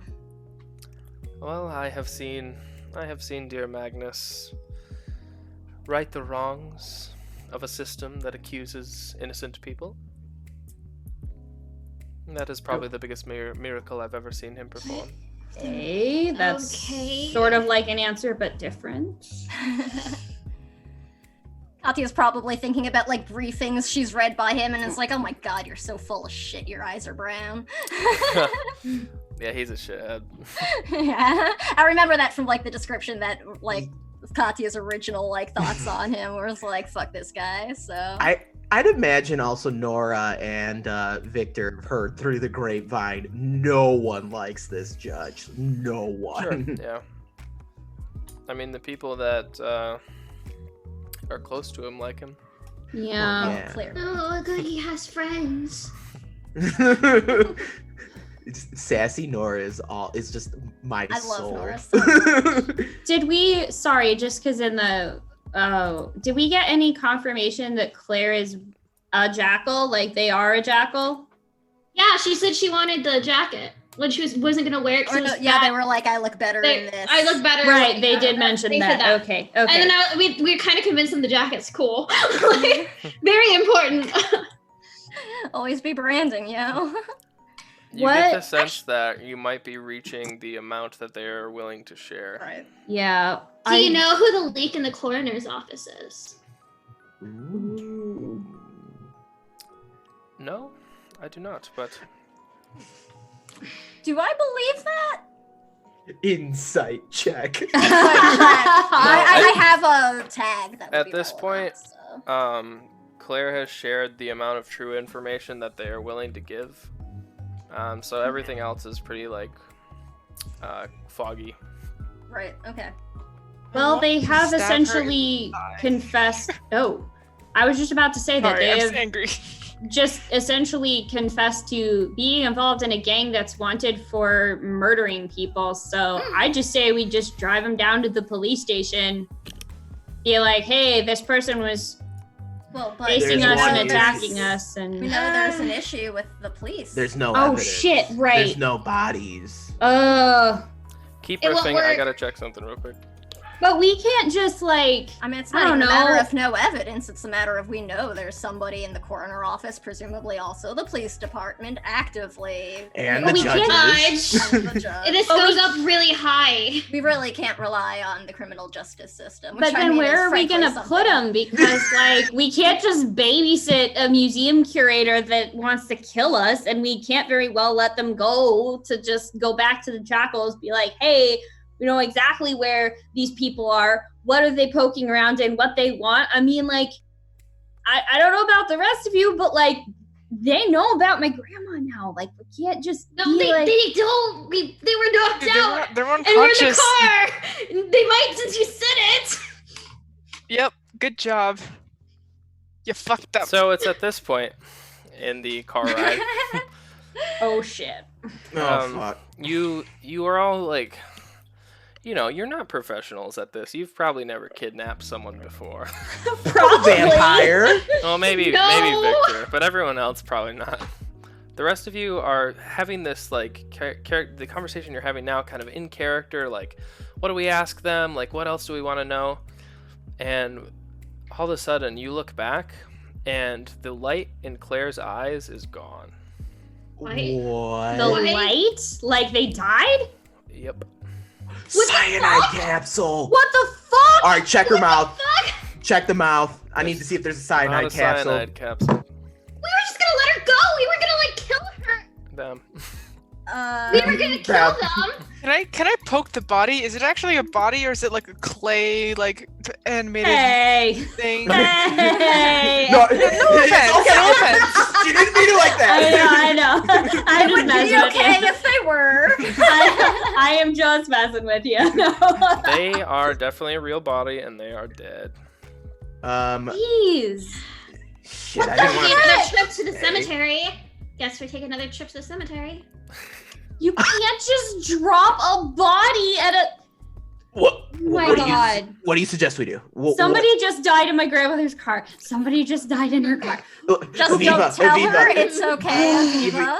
It's gonna be fine. Do you need me to take the wheel? Can we just like put it in the corner, like your I dad's don't even coroner's want to office? think about how much bad luck we are inviting into this car by having somebody die in the back seat. Oh come on, we can just weekend at Bernie's it. You keep saying that, but I don't I've know what never that talked is. They're too What young, are you Victor. talking They about? don't get the reference. Do these children not understand cinema anymore? How do I reach these kids? How do I reach? So do you, Girls. maybe Look, it's gonna be oh my okay. God, let's just Okay, dump her one in the at one cemetery at a somewhere. time. One at a time. Yeah, go ahead. We'll just dump her in the cemetery somewhere. That's fine. We can dump her in the cemetery. We can try to hide her at my dad's office. But we Um, don't know who the lead. We can try to. Excuse me. I'm so sorry. it's okay. I'm still, so my bad. brain's still thinking of Lenore, so I'm just like, wait. It's my fault. I flipped you all, but yeah. No worries, it's okay. We can try to hide them in my dad's office, but we don't know who the leak is. I don't think it's my dad, but if there's. We could put them under my caseload. That way no one else is checking. Honestly, Yeah. that Sylvia seems. would be able to help cover too. Yep, legit. That seems- Honestly, Let's do that. It's not weird if I showed up with a dead body. Like, no one's gonna think that's super weird. They all know that I'm the office. They should think that's weird. Honestly. Your father should What kind definitely. of workplace do you work in? That Well, I should be mean, weird. But it would be relatively normal for, say, Victor and Nora to, you know, be doing Correct. some work maybe late at night, something like that. Yeah, I Working could've on the got- DL. yeah, Oh, I there- Oh, never mind. I had an idea, but it was a bad one. Just kidding. Hold on, texting Sylvia. Yo, I mean- tell someone I'm on call tonight.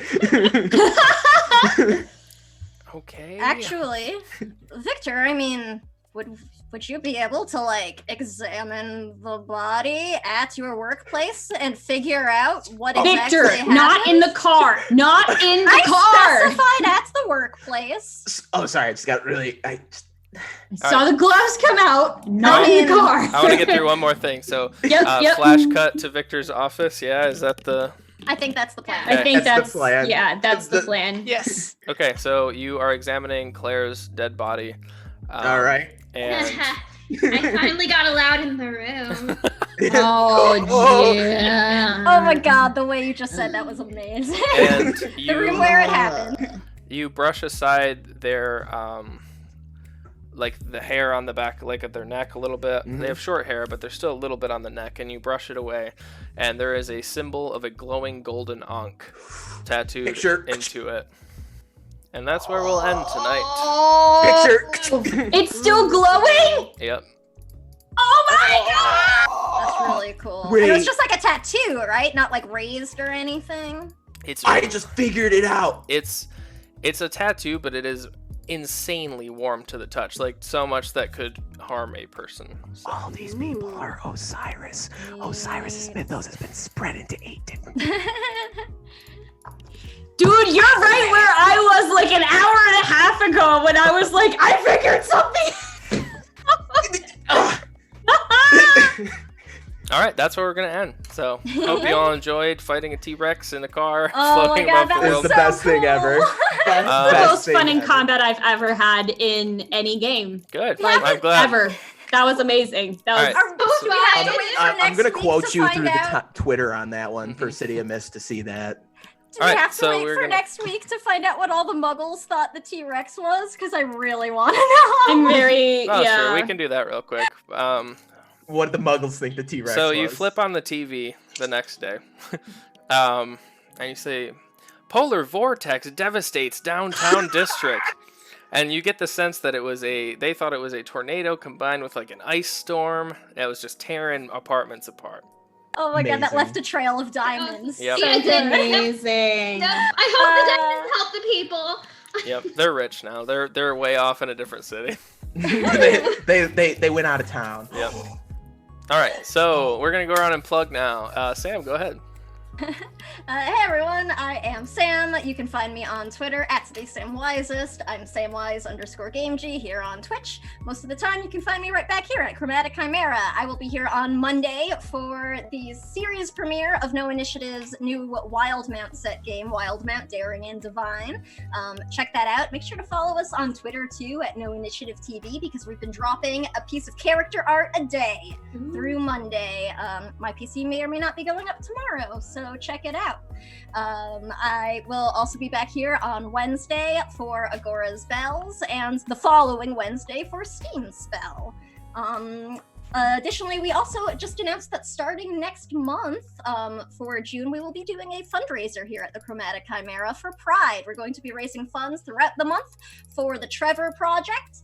If you're interested in getting updates about that, join our Discord. There's going to be a link in chat in just a second. And that's all I got. Cool, thank you. Nevi, go ahead. Hi, I'm Nevi, and Cindy and I are also in Tales of Minery, which is coming back. We have our official coming back date, which is next Sunday. We're really excited. We're moving to Sunday, you guys. It's going to be so great, and we're just really excited to be back. We are excited to have you. Cindy, anything else to add to that? Nope. Come hang out with us. Cheers. Fantastic. Aviva, or Anna, sorry. Go ahead. It's okay. I inhabit the character. Yeah. I'm Anna. You can find me on Twitter at Nymeria941. This is the only game I have currently with Chromatic Chimera, but I will be starting a new game over on Encounter Roleplay, Dreams of Dust. That's going to start airing on Thursdays in a couple of weeks, and it is like a Great Depression, Dust Bowl era story about a magical carnival, and it'll be my first time trying out Savage Worlds. So get excited for that. Yeah. Sweet. Alex. First of all, have y'all considered getting the rights to the Ghost of Tom Joad for the theme song of that game? Well, we do hope to have all of y'all on more games, hopefully in the future of Chromatic Chimera. But hello, I'm Alex. You probably know me as Mr. Puddins. I play Dr. Victor Belmont here, the medical professional who wishes he was Indiana Jones. Usually you can find me here, playing in Agora's Bells, DMing Steam Spell, and got a new game coming up. It's gonna be starting hopefully later this month, sometime next month. It's gonna be D&D super modified, homebrewed. If you're a big fan of James how do you say his last name, Sam? Please help me. Intricasso. If you really like his system for ancestry traits in 5e, I kind of took that and tweaked it and turned it up to Sci-Fi 11. A Perilous Sun's gonna be a really fun time. That's gonna be Thursdays, the date that it's going to happen is PbtA. So check it out. Thank you all. I'm Chris. I obviously MC this game. I also DM Agora's Bells every other Wednesday. This Wednesday coming up, it will be an Agora's Bells week. We will be finding out what the hell happened to King Jax's god who just died. So that's going to be crazy and interesting. I also play in Steam Spell and elsewhere. I'm going to be in Perilous Sons. That's going to be a lot of fun. I'm cooking up my character for that. He's going to be an interesting guy. I'll say that. Fans of Steam Spell and Agora's Bells are in for treats. Yeah, too, there's just so you know. It's been ridiculous, There's y'all. stuff. Okay, so anyways, that is it. Thank you. I apologize for getting my own NPC's pronouns mixed tonight because I mix them all the time. So I will be better about that and not misgender my own creations from now on. I've been there, Chris. It's okay. Yeah. Been there. So as we go forward, I thank you all for being here. We're going to raid somebody, and that'll end our night. Have a good night, y'all. All right, have a good night.